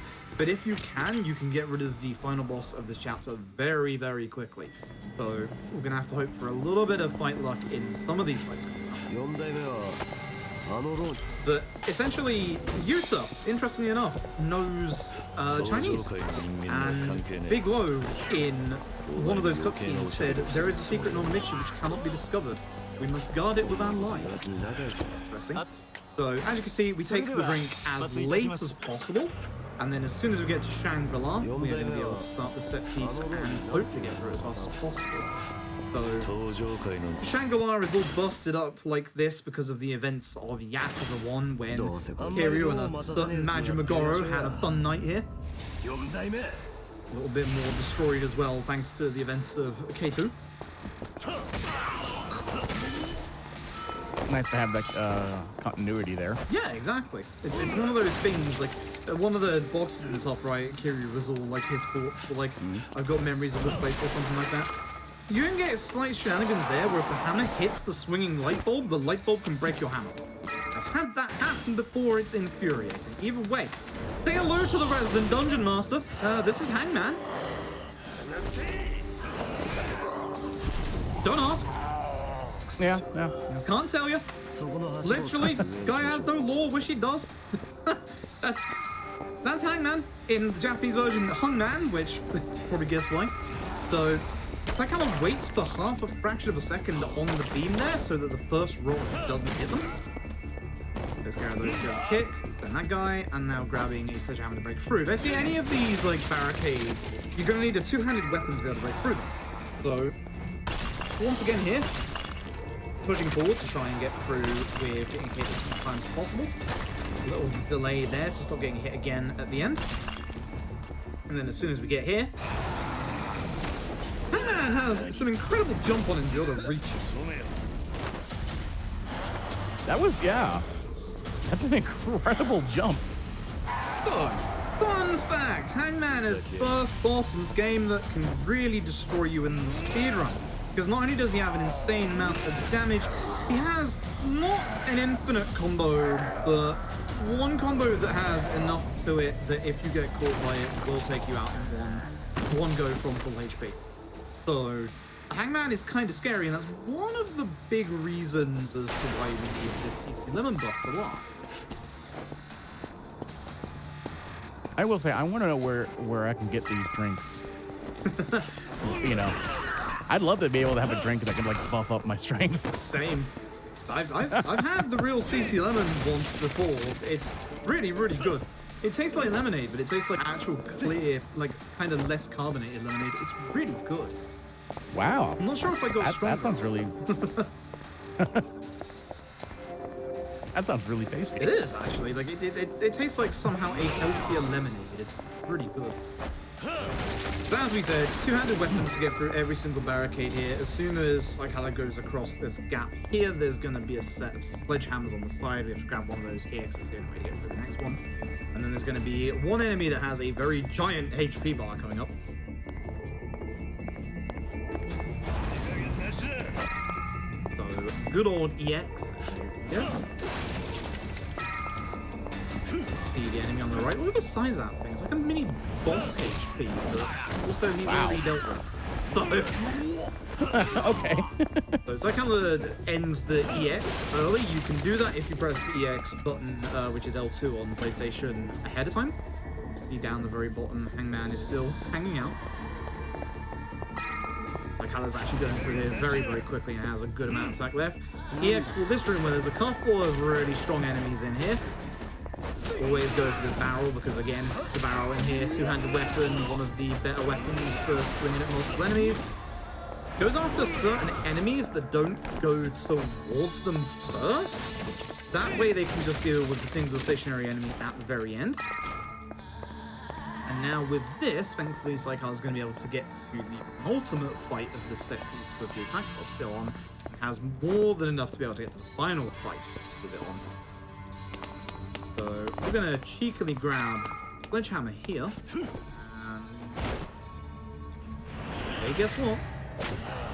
It's Spider Hangman. Don't know how he got on the ceiling, but there he is. He has that big jump. They're probably just jumping, you know, on there. Pretty much. But as you can see, with the attack buff and the two-handed sledgehammer, Hangman's HP just melts. And again, as I said, thankfully Psychal has gotten here very, very fast, so we'll be able to have that attack buff going into our next fight as well, which will be the final fight of the chapter.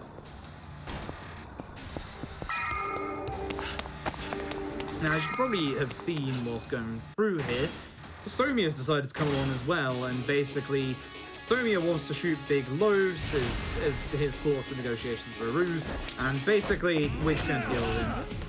Like I was going to grab the table, hit him once. Okay, you have to be a little careful when going into the second phase of Somi because there is a slight delay on being able to hit Somi because he has a few iframes. Just like I walks forward a tiny little bit, hits Somi once, and then again. Beautiful fight. Very beautiful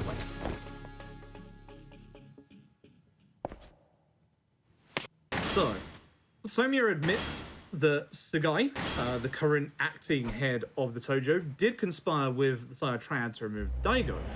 But then, Big Low's son, Jimmy Low, was murdered, therefore breaking their truce.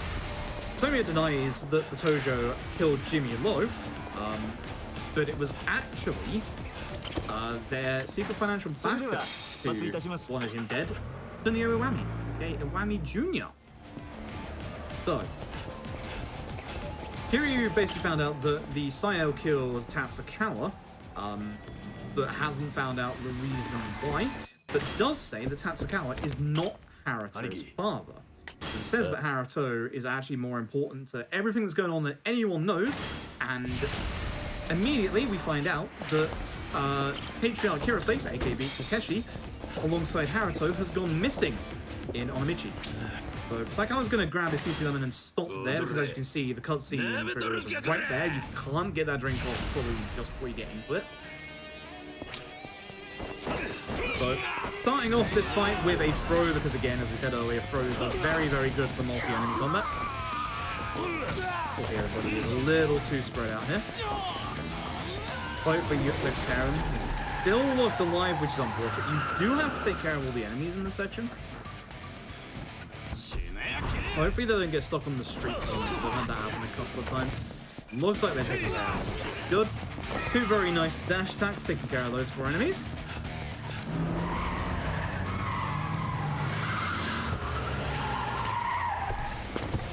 Residential district, by the way. These guys are just turning up like this. This is Koshimizu's family who are trying to basically stop Kiryu and the others.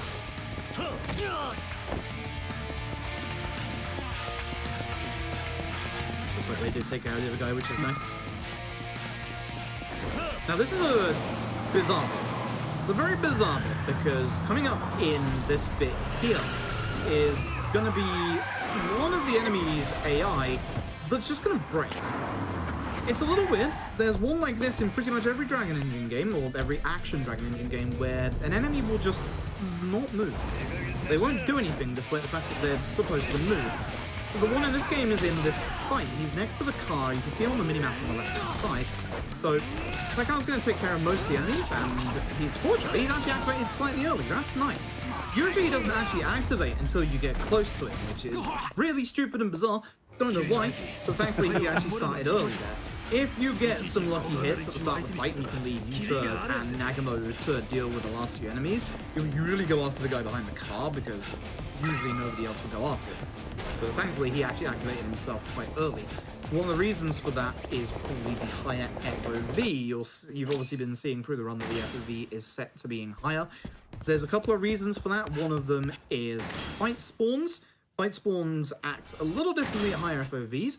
And then there's going to be a couple of set pieces where having the FOV higher is going to be able to group the enemies a bit better. It's something that was first done in Yakuza Kiwami 2 speedrun by Tapioca. I thought it was just because you mentioned about the person just standing there. They heard it and they're like, oh, I'm not supposed to be standing here? Oh! If only. We speak about him quite often, and he's not that nice. So in this bit here, you have a chance to speak to all 4 members of the Hirose family. Now, the correct answer is actually Yuta's. Oh, you saw Saikal there use the vending machine very quickly. That was to despawn enemies. It's actually quite lucky. That's the first time that's happened in the run so far. But essentially, the 4 people you can speak to. Yuta has the correct option, but Nagamo's is the fastest dialogue. So, you do Nagamo's, and get out, and then do Yuta's idea anyway. So we grab the matchbox there. Having higher FOV in this room as well helps, because you can get around that table a little easier. Oh, excuse me, I have hiccups. Well, if I could explain a little bit about the despawn, like how did that come to be? That was something I found when first running this game. Basically, it's as simple as there was a fight spawn in front of me. I didn't know what to do, so I went to grab an attack drink, grabbed the attack drink, and wouldn't you know it, as soon as we came out of the vending machine, there's no fight spawn. Which it was as simple as literally, oh, using that gets rid of them. And then we found that other confirmation prompts also can deal with fight spawns in different ways. For example, if you have an NPC with you who you talk to, you can actually have them de-aggro the enemies. Not despawn them, but de-aggro them. This will give you enough time to be able to run past that group of enemies. And again there, Saikala knows that you can just run straight to the bar, so because the enemy already started the fight with Saikala, Saikala knew that if you just went straight to the actual story point, it would de-aggro, just very quickly over time. It was a little bit long there because one of them decided to hang on for a bit. Also, we have new strats in this fight thanks to the PC version. So we used to grab the bike to the right next to the taxi in this fight, but because of PC, it breaks a lot easier, so instead we went left and found this bike instead. Whoops! It's still a bike. Yep, you know bike strats. 2 hits, Koshimizu. Yeah. Mid-fight QT, then we can end the fight. So, Saikala's gonna know that Koshimizu's gonna charge up and charge at him very, very quickly as soon as this fight goes into the second phase. So Saikala's just going to immediately hit the bike. There is no iframes for this fight, so you can just swing that bike and that's the end of the fight. And then we get an interesting set of plot exposition dumps. Haruto's father is Yuta. Yep. Yuta played around with Haruka, and oh boy, Kiryu's mad. Oh boy, is Kiryu mad. That's the best part. Masazoe's here! No one cares. So Masazoe is panicking, and basically their job, him and Tatsukawa, was to watch over Yuta, and with everything now going horribly wrong, they're taking out, obviously, Tatsukawa, and they're going to take out Masazoe as well. But he owes a bit of a debt of gratitude to Hirose. So, we should talk about the fact that Yakuza 6 is the first game in the Dragon Engine and how weapons work, because this fight and the next fight is actually a very, very good example of it. Every single weapon in this game is supposed to only have 3 hits, apart from certain special ones like those benches that begin with 3 hits, break, then have another 3 hits. I guess that was rugby baby just then. And this is round 2 of Jungi Han, where again, because of the 6 hits on the bench, it makes it the perfect weapon to use.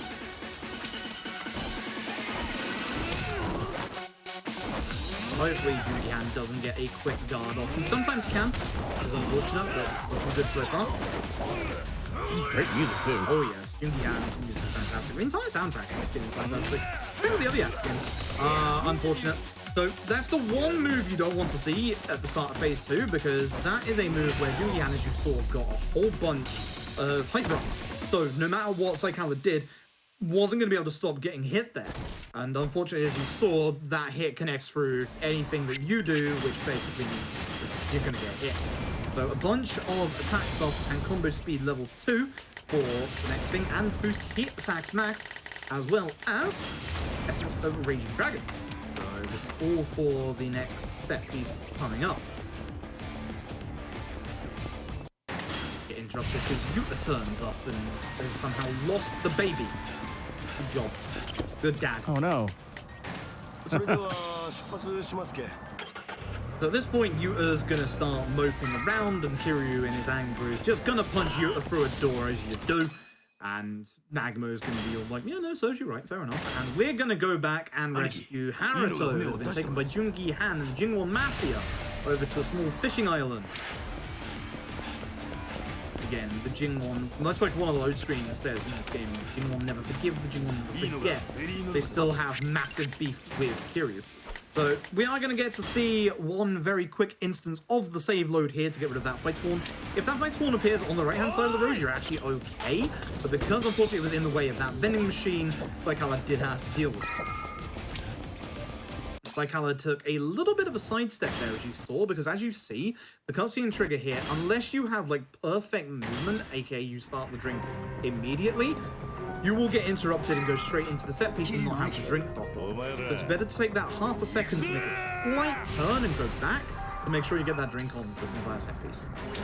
So, big set piece can only see a lot of enemies here with large HP, but again, spinning enemies with throws, absolutely beautiful. I also just want to showcase, I saw it in the last boss fight, how quick those QTE events are. Yes. Okay, so they are all the same speed on every difficulty in the latest games. In the older games, those QTEs were a lot quicker on the harder difficulty settings. On the hardest difficulty setting, which is Legend, some of them are insane. They're like a third of a second. Wow. There's some real nasty ones in the series. Really, really nasty ones. They didn't exactly deal with their side too well. Usually you and Takashiro deal with the left-hand side there. Everybody else deals with the other side. Saikawa's going to be doing a little bit of a dodge here when jumping to get down to the ground quicker. It's a little scary because if you land in the water, it's a game over. And yes, I've slid off and gone into the water before, which is a massive shame. Starting with a throw here is going to take care of enough enemies to go into the second phase of this fight. That guy just knocked down an explosive barrel. These explosive barrels are going to be a big feature in this set piece. So whilst there are enemies down here, a set number of them, that guy in the front there is going to continually throw down explosive barrels. So Saikawa is going to be dealing with as many of the enemies on the ground as quickly as possible, using extreme heat and the signs on the side. And hopefully, if quick enough, there should only be one barrel, and then the guy with the large HP buff with you will fall down. Speaking of falling down, it was unfortunate that guy fell down. And there they are. So as long as you're in EX, you take them out in one hit, and of course, thankfully, we don't have to deal with any explosive barrel shenanigans. But there's actually an interesting point is, there's not many glitches in Yakuza speedruns. There's a couple, and there's a couple that can't be used. In 0 and K1, for instance, we have Out of Bounds, both in the first chapters. But unfortunately, the Yakuza games are very, very good at keeping you on track of where the game wants you to go and the story beat. So we found in Yakuza 4's remaster there's a way to skip past one of the story triggers just before a 7-minute walking section. But unfortunately, because you don't hit the story trigger, it doesn't start the walking section, which enables you to walk around town a lot easier, but unfortunately is one of those things that doesn't help. So here's what we're going to do, Suicide Strats. This is very different than what you'll have seen before, where Extreme Heat Mode enables you to survive being killed, basically. So as long as Psychal has Extreme Heat Mode on, they can go into those explosive barrels like that and just completely explode and not die. So for certain parts here, to make it go faster, we're going to be going, or Psychal's going to go into EX mode, and then just tanking the entire hit to get through these bits quicker. Because you jump down, what that does is that actually makes the hitbox for the barricade appear earlier. There's like a very, very small, like 1 or 2 frame window you can do it on. This one's cool. Watch this. This one is really cool. You just EX, run in, and everyone explodes. Then by running into the next cutscene, it didn't happen. Oh well. Sometimes you can get an extra explosion coming into this cutscene, which takes out your enemy, but with that, that takes care of all the enemies, which enables this to be attacked, and then Psychal's going to go ahead. Psychal has a couple of bentos in spare just to be able to heal up, because obviously of these strats. It's such a cool strat. It is a really cool strat. I believe it was Psychal who came up with it. Psychal or Tojimaru.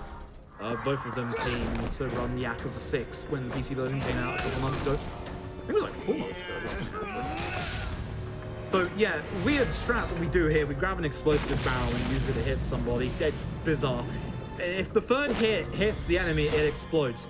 So take care of them in 2 hits. If you don't take care of them in 2 hits, pull that barrel. Just get rid of it. He's not dead, by the way. He's actually breathing. Don't worry. Either way, Jungi Han. So Jungi Han actually says that Tatsukawa was the one who did the hit and run on Haruka, but didn't mean to. He was actually trying to get out of the way because Haruka had Haruto. So it's going to be the final fight against Jungi Han, starting with a charge attack and the Essence of Dragon, the Rising Dragon Heat move. Get rid of EX. Into the mid-fight QTE, which every time you successfully do a QTE, by the way, you actually get heat back into EX,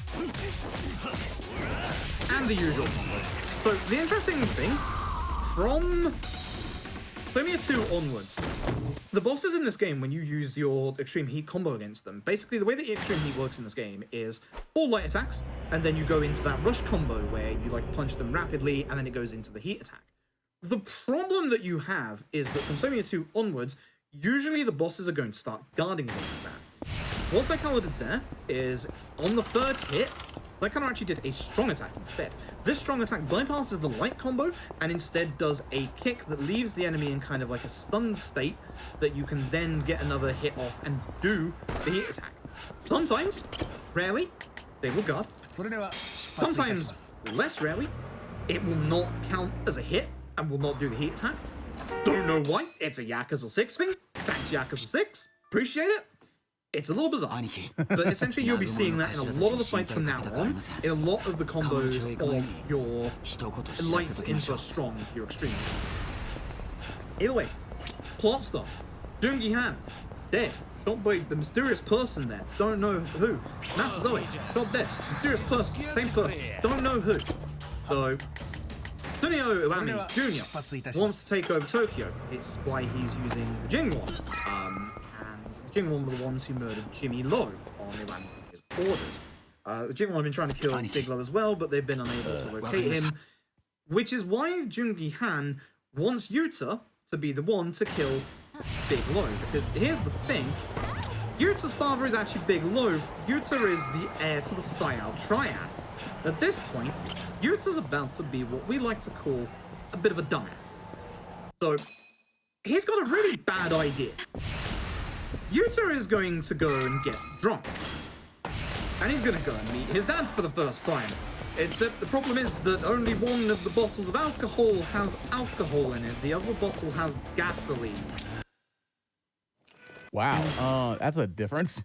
The place that he's going to is made completely out of wood. I think you can tell where this is going. Yuta's not exactly the smartest. Because Yuta believes that if Yuta goes out with Big Low, then the Star Triad isn't going to want to go after Haruto, because the line of ascension will be cut, basically, for the airship of the Star Triad, even though that doesn't make any sense at all. But don't worry about that. The one phone conversation that can actually be skipped. So, Saikawa's going to be starting this set piece right here. A nice quick one. Nice thing about the PC version as well is that you get to see the dropkick. Love the dropkick. So Saikawa's going to be going over to this corner and grabbing the sign and spinning. Of course, you're getting a little caught on the lamppost with this one guy going away. So Saikawa's opting to grab rather than do the dash attack, because these guys actually have some of the biggest dodge rate in the game.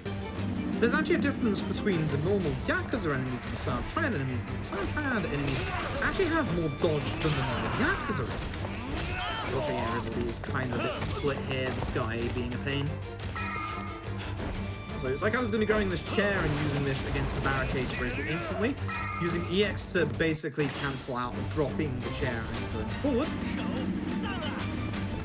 You see, the place is literally just on fire. Really quick kicks going through. And this is why it's so weird, because just chilling in his office while the building is on fire is it? For the third time. He's just chilling. Ed seems someone who would chill during a fire. Pretty much. Yeah. The nice thing is obviously attack both last ages and it just takes 2 hits of a chair. You kind of give Ed a bit of a fear of chairs after the second time you fight him when you fought him here earlier. Can't say I blame him, really. But again, so Saikawa's going to grab me a chair to break the barricade a little quicker, and we're going to be going off after our final boss of this set piece. The furniture is fantastic in this game, because, like, I want that strong of furniture in my place right now. Oh, yeah. Yeah, I wish mine was as good as that as well, but unfortunately not. Yeah. Really nice vases in this room as well. So, Saikawa's going to be trying to grab the vase. Ooh, caught it before it broke on the floor. Nice, good catch. So, 2 hits against Yuta. Now, we've tested all the QTs in this game. You'd think that this one, from the looks of things, would actually damage Yuta. It's actually not one that hurts Yuta. Kiryu still goes to grab the beam that's on fire. Look at this, man. That's insane. Yeah. This is when people fear Kiryu. Literally. Yeah. But the nice thing is, unfortunately about that QTE, is that despite the fact that it looks like it damages Yuta, Kiryu still pushes him out of the way. Unfortunately, Kiryu then takes damage from that QTE, and it's a bit slower because it does the whole animation of Kiryu getting hit by that. So, oh boy. Outside, Big Low is gonna ask them if Hirose was the one who told us about Yuta being obviously the kid, and they say yes. So Hirose has actually betrayed us at this point, because Hirose that's Jimmy Low, by the way. Heck, Jimmy Low, he's the person who caused all of this. We'll get into that in a second. But basically, Hirose is working for Iwami Senior to guard the secret of Onamichi, and it is time to go and find out what the secret of Onamichi is. So, the fire that happened in early 2015 that burned down Little Asia that allowed the Star Triad to move in was all because of Jimmy Low. Jimmy Low, and this series is often said that the theme of the series is daddy issues, and poor old Jimmy Low just wanted old Big Low to give him a bit of attention, and he decided to burn down half a city to do that when Big Low knew not to get involved in any of this. And because of that, both Jimmy Low and basically Jimmy Low is now dead, and Big Low now has to be on the run because the Star Triad are going to go and assassinate him. So, good job, Jimmy Low. Jimmy Low caused all of this. Great. So, Kyla's going to be grabbing a drink before we head off back to Olamichi. This is actually the penultimate chapter of the game right here. We've got a very, very large set piece coming up here. It is really, really cool.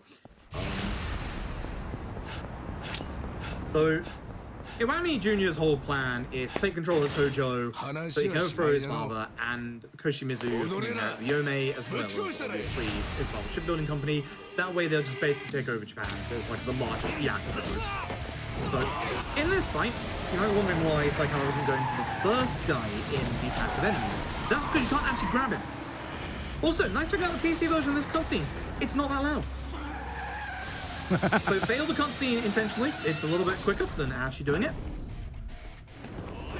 Fun fact, that guy who jumped off the truck first, that guy in the white suit, he has an infinite combo. He will kill you. Oh. Yeah, you want to take care of him almost first, and then you've got to be careful because the other guy has a gun. Nice hits, very nice hits. That seems important. Yes. Reminder to everybody who's... Also, I do... Oh, sorry, go on. Yeah, I do want to point out that, like, with all these... Like, with that cutscene that I saw, like, whoever's driving that truck probably has a lot of insurance they got to pay afterwards because they damaged a car as well as public property. Yeah, I'm not sure if the Yakuza really care about that, but no, you're right. You're very, very right on that one. A little bit dangerous as well to do that in a residential district. Like, yeah. So, a reminder for everybody who's just coming in, by the way, the equipment that Saikawa has put on has basically made it so that the defense, that you start off at a base 100 defense, Saikawa's still at 50 defense. So, there's essentially a bunch of fights here that could basically kill Saikawa if not careful. So the nice thing about using the heat move here makes it so that Nagama goes into phase 2 immediately. And then we're still in EX mode, because thankfully, when we restart that fight, look at that on the right-hand side. That's a big old electric scooter right there. It's a nice scooter. Oh, yeah. So, the hierarchy of your two-handed weapons is that in any Yakuza game, those two-handed scooters are the absolute king of roadside weaponry. They are always the biggest damage. If you ever see one of those, they are very, very good. And again, as you can see, a well-aimed throw can just basically take care of most enemies in this part. So, whilst hopefully everybody else takes care of the one enemy who was left, which they did, Saikawa's going to take care of the rest of the enemies. So, we've got a big, long walking section here because Bigelow left us with this cipher. It's going to contain info on the secret of Onamichi, so we have to figure out what it is. Saikawa's going to be getting a big last level up where we get the final vending machine buff and maxed out our attack to 200. But because you saw on the right-hand side that Saikawa had the equipment on, it breaks the soft cap of 200 attack and instead pushes it up to about 250. So, in this game, once you get all your stats to 200, you limit break and can go up to 300. When you do that, you can also go obviously above that with the same equipment, but in the run, you don't get enough experience points to do that, so we literally just go up to this and soft break the cap like that. So, Saikawa is going to run around and look at these stones. These are the poem stones, and fun fact, these are actually real. There are, I believe there's something like 43 of them in the real Onamichi, or the real Hiroshima. And basically, there was a big Twitter thread by one of the localizers of the Yakuza game, John Riesenbach, who basically said that they put a whole bunch of like painstaking effort into these poem stones because like this is actually the first time they've officially ever been translated into English, which is really, really cool. And these poem stones are basically a bunch of stones that are around the area where a bunch of like really famous poets came into the area and they just made poems about the area. Like, they're really, really cool. Like, when you know the backstory of them, they're really cool. But for now, we want to find all 9 of them to be able to find out what the secret of Onamichi is. That's a really interesting tidbit, though. It is, yeah. It's very, very cool, and it's one of the reasons, again, as to why people really love the Yakuza series, because the Yakuza series has, by far and away, one of the best sets of localizations of any, like, games ever. For example, with the newer games, with Judgment and Yakuza Like a Dragon, not only do you get the normal subtitles that you would get with the Yakuza games like this with Japanese dub, but where they've added an English dub as well, there's a second subtitle track just for the English dub. There are 2 localized tracks in the games, depending on whether you pick the Japanese dub or the English dub. There is no other game series that I can think of off the top of my head that actually goes that extra length, and it's insane. That is really impressive. Yeah. Yeah. So everybody gets the Yakuza that they want. Like, for those that want like the English dub, for either because they want to listen to the English dub or because they want it for accessibility, because you know, staring at like text for a 40-50 hour Yakuza game is quite tiring. Like, the English dub is there, and the English dubs are fantastic. And then you've got your usual Japanese dub, and you've got the usual excellent localization quality that you would come to expect from the other Yakuza games. There's a couple of like really there's a couple of really good features in there's a couple of really good localizations in some of the other Yakuza games. I mentioned Judgment earlier. I probably shouldn't mention this. There's a certain sub-story with a certain unscrupulous individual that is doing things with undergarments, and his localized name is Ass Hatchum. Ass Hatchum. Oh my gosh. It's amazing. The localization of these games are phenomenal. Genuinely phenomenal. Like, I can't praise the localization of these games enough. Like, the Yakuza 3 remaster, the original version of Yakuza 3 that came out in the West, had a whole bunch of cut content. And there's a very famous scene early on in the original Yakuza 3 where they talk about these two different events as if they're one thing, when they're not. So whilst the relocalization obviously fixes stuff like that, it also makes the game a lot funnier with its side stories and stuff like that as well. Like, this localization is so important to games, and for Sega to go through and put so much effort into giving you two different localized tracks is insane. Like, and that's why we love these super games. Impressive. Yeah. And yeah, it's just the love and dedication of not just the developers but also the fans too. Exactly. Like, it's an unfortunate thing, because now we obviously, with the series, it's so weird going from after Yakuza 4 and Dead Souls to hearing that the series may not continue in the West, to now getting a simultaneous global release this year with Lost Judgment. With, again, wow, English dub, Japanese dub, dual localized tracks, and as of, I think it was Judgment or Like a Dragon, eFigs, subtitles. English, French, Italian, German, Spanish. Like, we've put so much expectations on the localizations of these games these days that whilst one, they step up and it's amazing, at the same time, it's kind of very, very high expectations. Yeah. Either way, we're finally through the Poem Stones. The Poem Stones, the number and the letter indicated basically them leading to a gravestone where obviously this graveyard led us to this shipping factory place? The shipyard building, that's the one. So, we should probably talk about a certain person here. Again, Saikawa's going to be doing a bunch of throws and a bunch of kicks. Trying to deal with annoying enemies like that, unfortunately. That large lad is probably one of the worst ones, and Matsunaga just messing around with an enemy in there is unfortunate. But essentially, there is a person called the Fixer. And the Fixer is somebody that's working behind the scenes, very much a you know, high-ranking politician.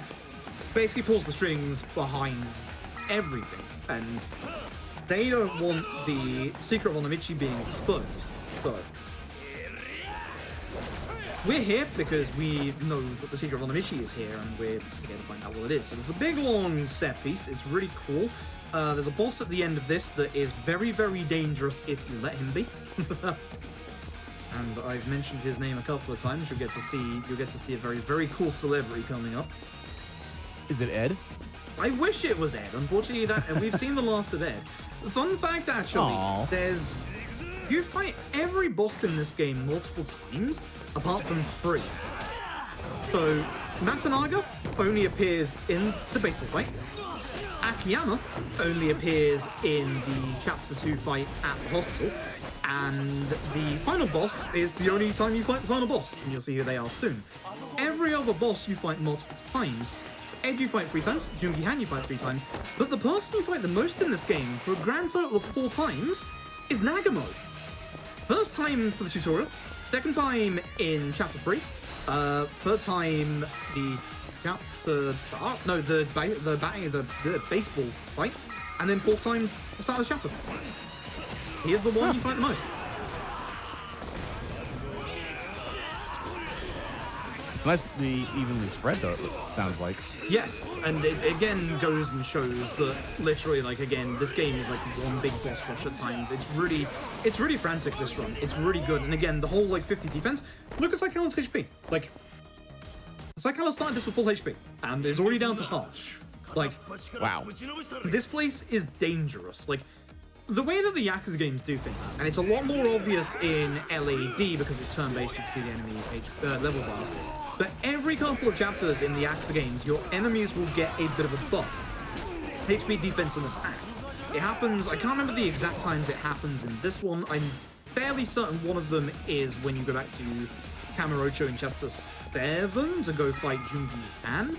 And I think the one that happens towards the end game here is either this chapter or the previous one.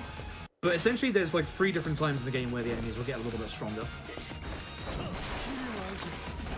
So you can see the good old sledgehammer from earlier.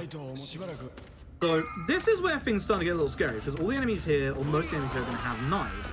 Very, very good dash attack from Saikalla here to take care of the enemies. A couple of them here. Going to use EX to be able to basically not get hit by that first hit and not basically stagger. Gonna run through, do a couple of attacks. Now, the important thing about this set piece, something that I should have said earlier, is you need to get to this end of the set piece, grab that stand on XX, and get here with your attack buff still on. Not only is it obviously important for the boss of this place, but more importantly, it's important for this bit. If you're squeamish, I recommend you look away. This is probably the most violent thing you will see in this run. It's very, very violent. Here's a guy with a sword. You might have noticed that Saikalla actually has a knife. That's not where the knife lives, but it's going in there. So, that guy has a move that we effectively call the Arase dodge. Ever since the first Yakuza 1, there's a boss called Arase that has this weird dodge, but Arase uses guns, that man has a katana. The Arase dodge is like this dodge that always dodges and attacks at the same time. Literally, there is like one enemy in every Yakuza game that has the Arase dodge. Don't know why. It's one of those things that's just been passed down from Yakuza game to Yakuza game, and that's the guy who has it. So, spamming him with a knife is very, very, very quick. Yeah. So, that guy that Saikalla just took out there is the most annoying enemy in this entire bit. He will take, if you try and do like strong attacks of the cone against him, he'll take 2 hits and then he will just guard and then he will destroy you. So the EX attack is recommended there, and then a whole bunch of dash attacks, and Hagashira, once again, not helping out. Shame. Hey, remember when I said that Beat Takeshi was in this game? And he was a senile old grandpa? Yeah, about that. Yeah. He's now a tomberry. Oh no. Oh no. He's literally like a tomberry in that he has a knife, he hunches over, and he walks towards you menacingly. So, start with a charge attack, doing the Essence of Rising Dragon. That's going to put him into the QTE phase here. You do need to do a tiny little extra hit. As I found out today, this bit's based on how high your FPS is, and if you have higher FPS, then it loads a lot longer. Thanks. So limit your FPS to 60. That's counterintuitive. I found that out today and I was upset. All this time I've been losing time. I practiced it earlier and I was like, something's off here. Why is this taking longer than usual? And yep. So, pre-QTEs, again, you get your heat back from this one. There's the Ghost of Christmas Past right there. There is one more QTE you have to sit through. Hopefully, there you go. By Saikalla not going into extreme heat and just attacking there, that usually gets him to actually do it. So once again, as we said earlier, Saikalla's going to be cancelling out of their light combo with a strong to make it so that Hirose can't guard. Because Hirose will always guard against the first light combo of that extreme heat. Anyway, we find out the secret of Onomichi is a certain battleship, a certain warship that goes by the name of the Yamato Mark II. If you know anything about politics, you kind of know why that's kind of important. The Heihachi that were shipped over from the Sino Triad were the ones that built it in secret. It is the Fixer's secret, and it is obviously the secret of Onamichi. And unfortunately, Kiryu just exposed it to the public. The Fixer is very incensed and wants Kiryu dead. We're off to the docks. How's you do? Yeah. We're just gonna go stare at the boat. Truthfully, Somia's in town, and Somia has actually wanted to talk to us. Somia actually has, despite the fact that Somia's fought us twice in this game already, Somia has an insane amount of respect for Kiryu, because, you know, Tojo leader, etc., etc. So Somia's actually warned us about the Fixer and everybody going after Kiryu. So, oh, one of the other important things, Haruka's finally awake from her coma. Oh, well, good. No time. We only took her the entire game. Yeah. Lazy. So we're going to head back to the Heroes They found in the office, and we're going to get into a little bit of trouble from some of the assassins sent by the Fixer. Of all the most dangerous things we've seen in a residential district, this one. Why would rocket launcher in a residential district? Pretty good shot, to be honest, to make it all the way down that street and not touch any of the other buildings, let's be honest. Yeah. Impressive. Still probably going to pay a lot of property damage, though. Oh, yeah. So, we've got 3 different waves in this fight. Saikawa's going to be beginning with a throw to take care of as many enemies as possible, then grabbing this bike. Now, fun fact about this bike, if you look at the left-hand side, you can see how many hits the bike has left. So, that is supposed to break the bike right there. But, I did, unfortunately. If you can take care of that before the 3rd hit, that bike will actually refresh its hits, because as you can see, that bike is already back behind Kiryu right here. For some reason, every single time that this fight refreshes into the next phase, it refreshes, 1, the amount of hits on your weapon that you are carrying, and unfortunately the bike doesn't refresh this final part, which sucks, but also the bike on the side of the road. Horiguchi here is kind of like your sub-boss. Saikawa's going to be using the heat attack because of the bike just to make sure that he goes down fast. And we're going to go and help out everybody else down here. Again, as you can see, dash attack is stupidly strong. It also combines quite well with the collateral attack upgrade that Saikawa got earlier. And with this, we're going to head back to Kamurocho. Now, the important thing to remember about using the taxi here is that Taxi to Kamurocho appears on the top of the list, but that is not the option that you have to use. Again, as we said earlier, you have to follow the story marker, which is in Kiryu's house, and because of that, the actual taxi point here is 1 extra space down than it usually is. Tricks people I think I just realized that the taxis in this game don't have any taxi drivers. No. No, too many model limitations, I'm afraid. They're all automated Ubers. Don't worry about it. Yeah, there you go. It's funny because the game came out in 2016, predicting automated cars, 5 years in the future. Exactly. Exactly. So basically, we see there obviously Yuta. We're taking Yuta and Haruto to see good old Haruka. Again, taxi here because loadless makes it a bit faster. So, going to be grabbing a CC Diamond. This is going to be our final set piece coming up here. It is a long one, and it is a good one.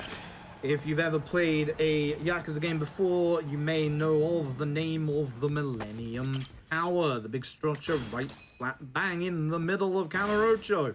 You'll never guess where we're having a set piece. Wouldn't be a Yakuza game without one. So, us and the boys, we're off to go up to the top floor. We're going to go and confront Sagai. He should be in his office at the very top. So, once again, to begin with, hopefully a couple of throws. Unfortunately, your allies can get in the way here, as they just did, which stops you from throwing the enemy along, and now a bunch of kicks.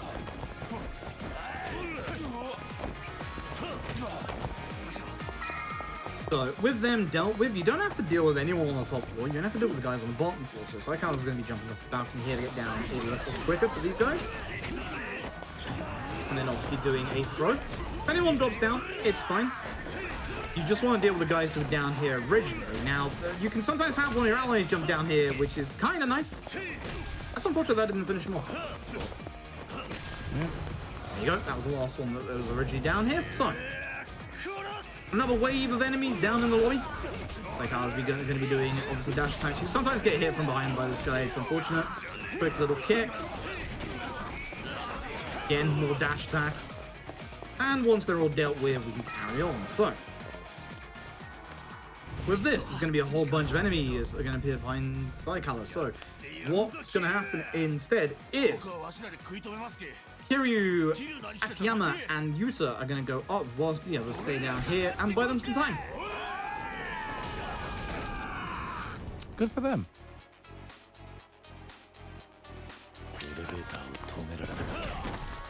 Like I was going to try and take care of both of them with a dash attack. Unfortunately, not get both of them, but there goes everybody else. And then grab the hand grenade.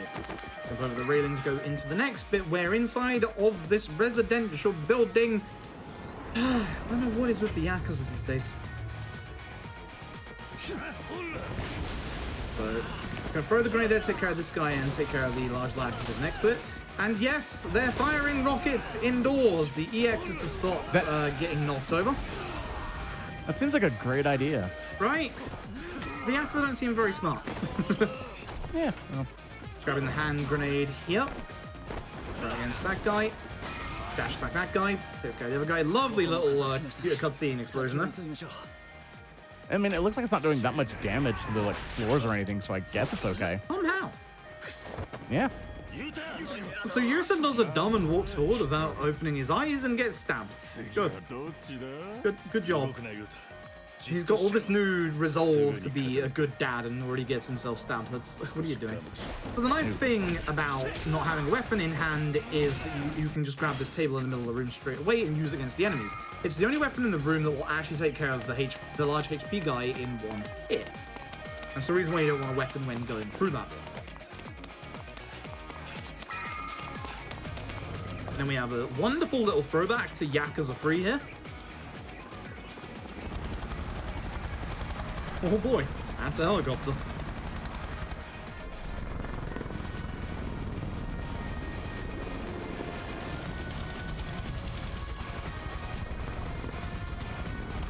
Oh boy, it's a man with a machine gun, or a Gatling gun, I should say. Yeah, and get the Gatling gun, destroying, you know.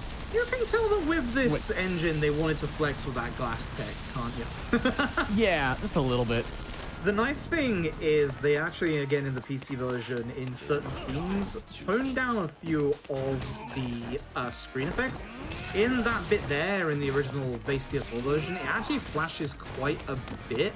It's kind of nice because now you won't obviously have any flashing issues. Like I was going to stand by the barricade because the helicopter's going to break open. And if you run to the right, you don't get hit by the bullets. That's okay. Yeah, it's on a cone basically. So there's another instance of that coming up where EX will be used to bypass it. The top of the ZZ in that corner if you need for healing, but you shouldn't need it at this point.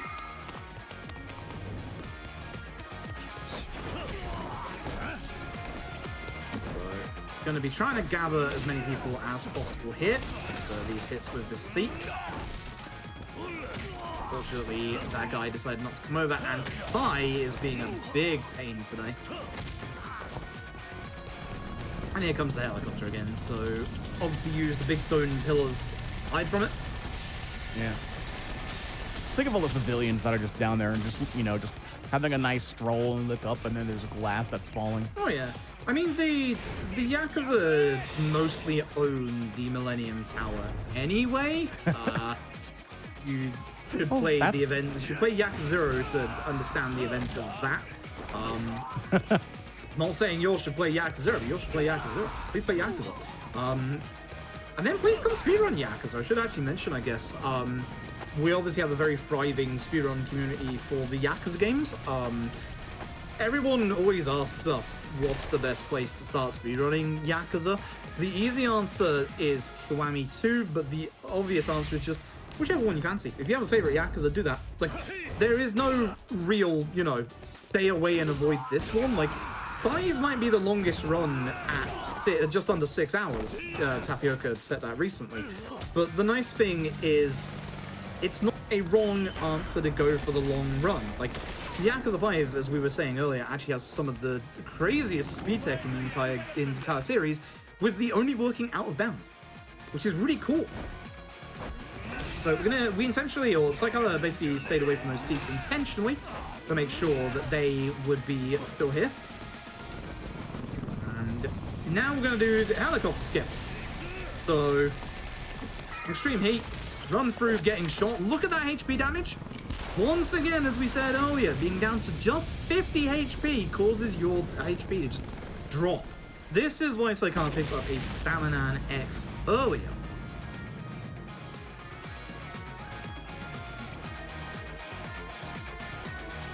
But yeah, if anybody ever wants to get into the Yakuza speedrunning scene, there's links to on all of the Yakuza pages. There's a link to obviously the Discord. A whole bunch of really knowledgeable people on there. Quite a few of the games now have good written up guides for them. Sixes is a little out of date, so either use Psychella's World Record VOD or this one if you want to learn the game. And here's Somia free. So Psychella got a couple of upgrades just before this and is going to be doing a very set pattern here. Starting off with a charge attack to do a little bit of damage. Running over here and grabbing the Ice Bucket.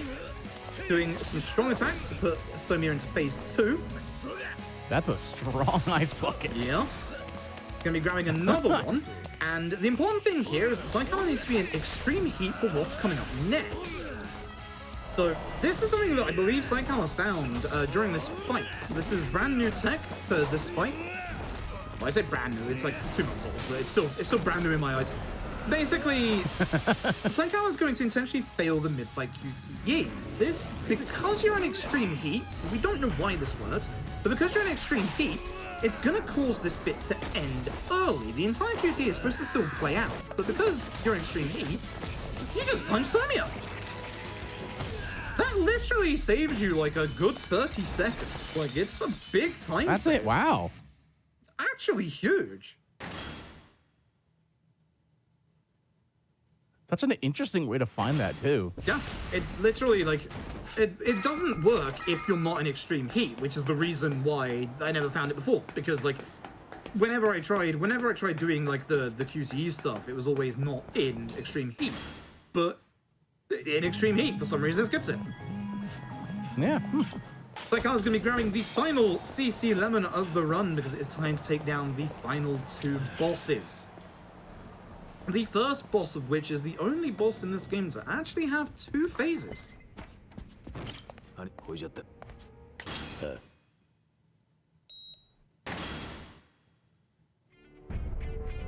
not too much in the way of this. No set piece or anything like that. We're just going straight into a fight.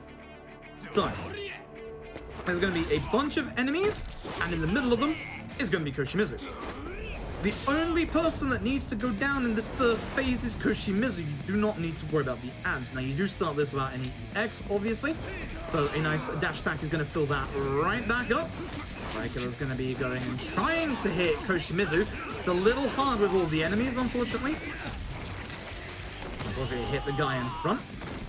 But dash attack will get Koshimizu down to 1 HP, and then Psychella's going to be able to just go into the next phase. Phase 2, Koshimizu has their knife. Now, the nice thing, or the only good thing about having the enemy take that hit, is that now Psychella has heat. EX straight away. It's going to stop Koshimizu and their shenanigans, and the light attack is going to be able to attack them because they're a little dazed from obviously trying to dash through, and that's the end of Koshimizu. Coming up next is going to be the final fight, by the way. So be ready on time once the next boss goes down to no HP. It will be after the mid-fight cutscene. There will be a hit after that.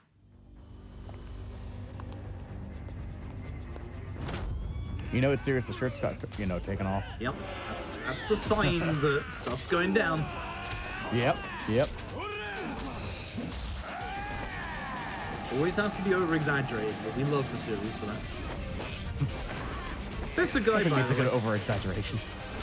That's the only time you see Sagai in the actual run. And this is Iwami Jr. Again, the only time you see him is when we're going to be punching him. So, Saikala's gonna... This is one of the easiest fights in the run, by the way. It always goes the same way each time. Saikala's gonna start with a charge to build up EX, go into EX, and do the combo. Cancelling out on third hit for a strong. This is gonna put the fight into the second phase. The EX automatically turns off. Mid-fight QTE is gonna rebuild up that EX, but it's not going to matter because the QTE does damage. Get ready on time. Time. Wow, nice. Nice. That's a good time. Nice. And yeah, that's that. That's a very, very nice fight. Very nice and smooth. Doesn't usually go wrong. It very rarely can go wrong, but it's very, very smooth. All right. Thank you both so much. Again, thank you all very much. That's gonna do it here for the bargain bin. Thank you all so much. We're gonna go take a small little break and go straight into speedruns from the crypt with Ecdysis. So just stay tuned.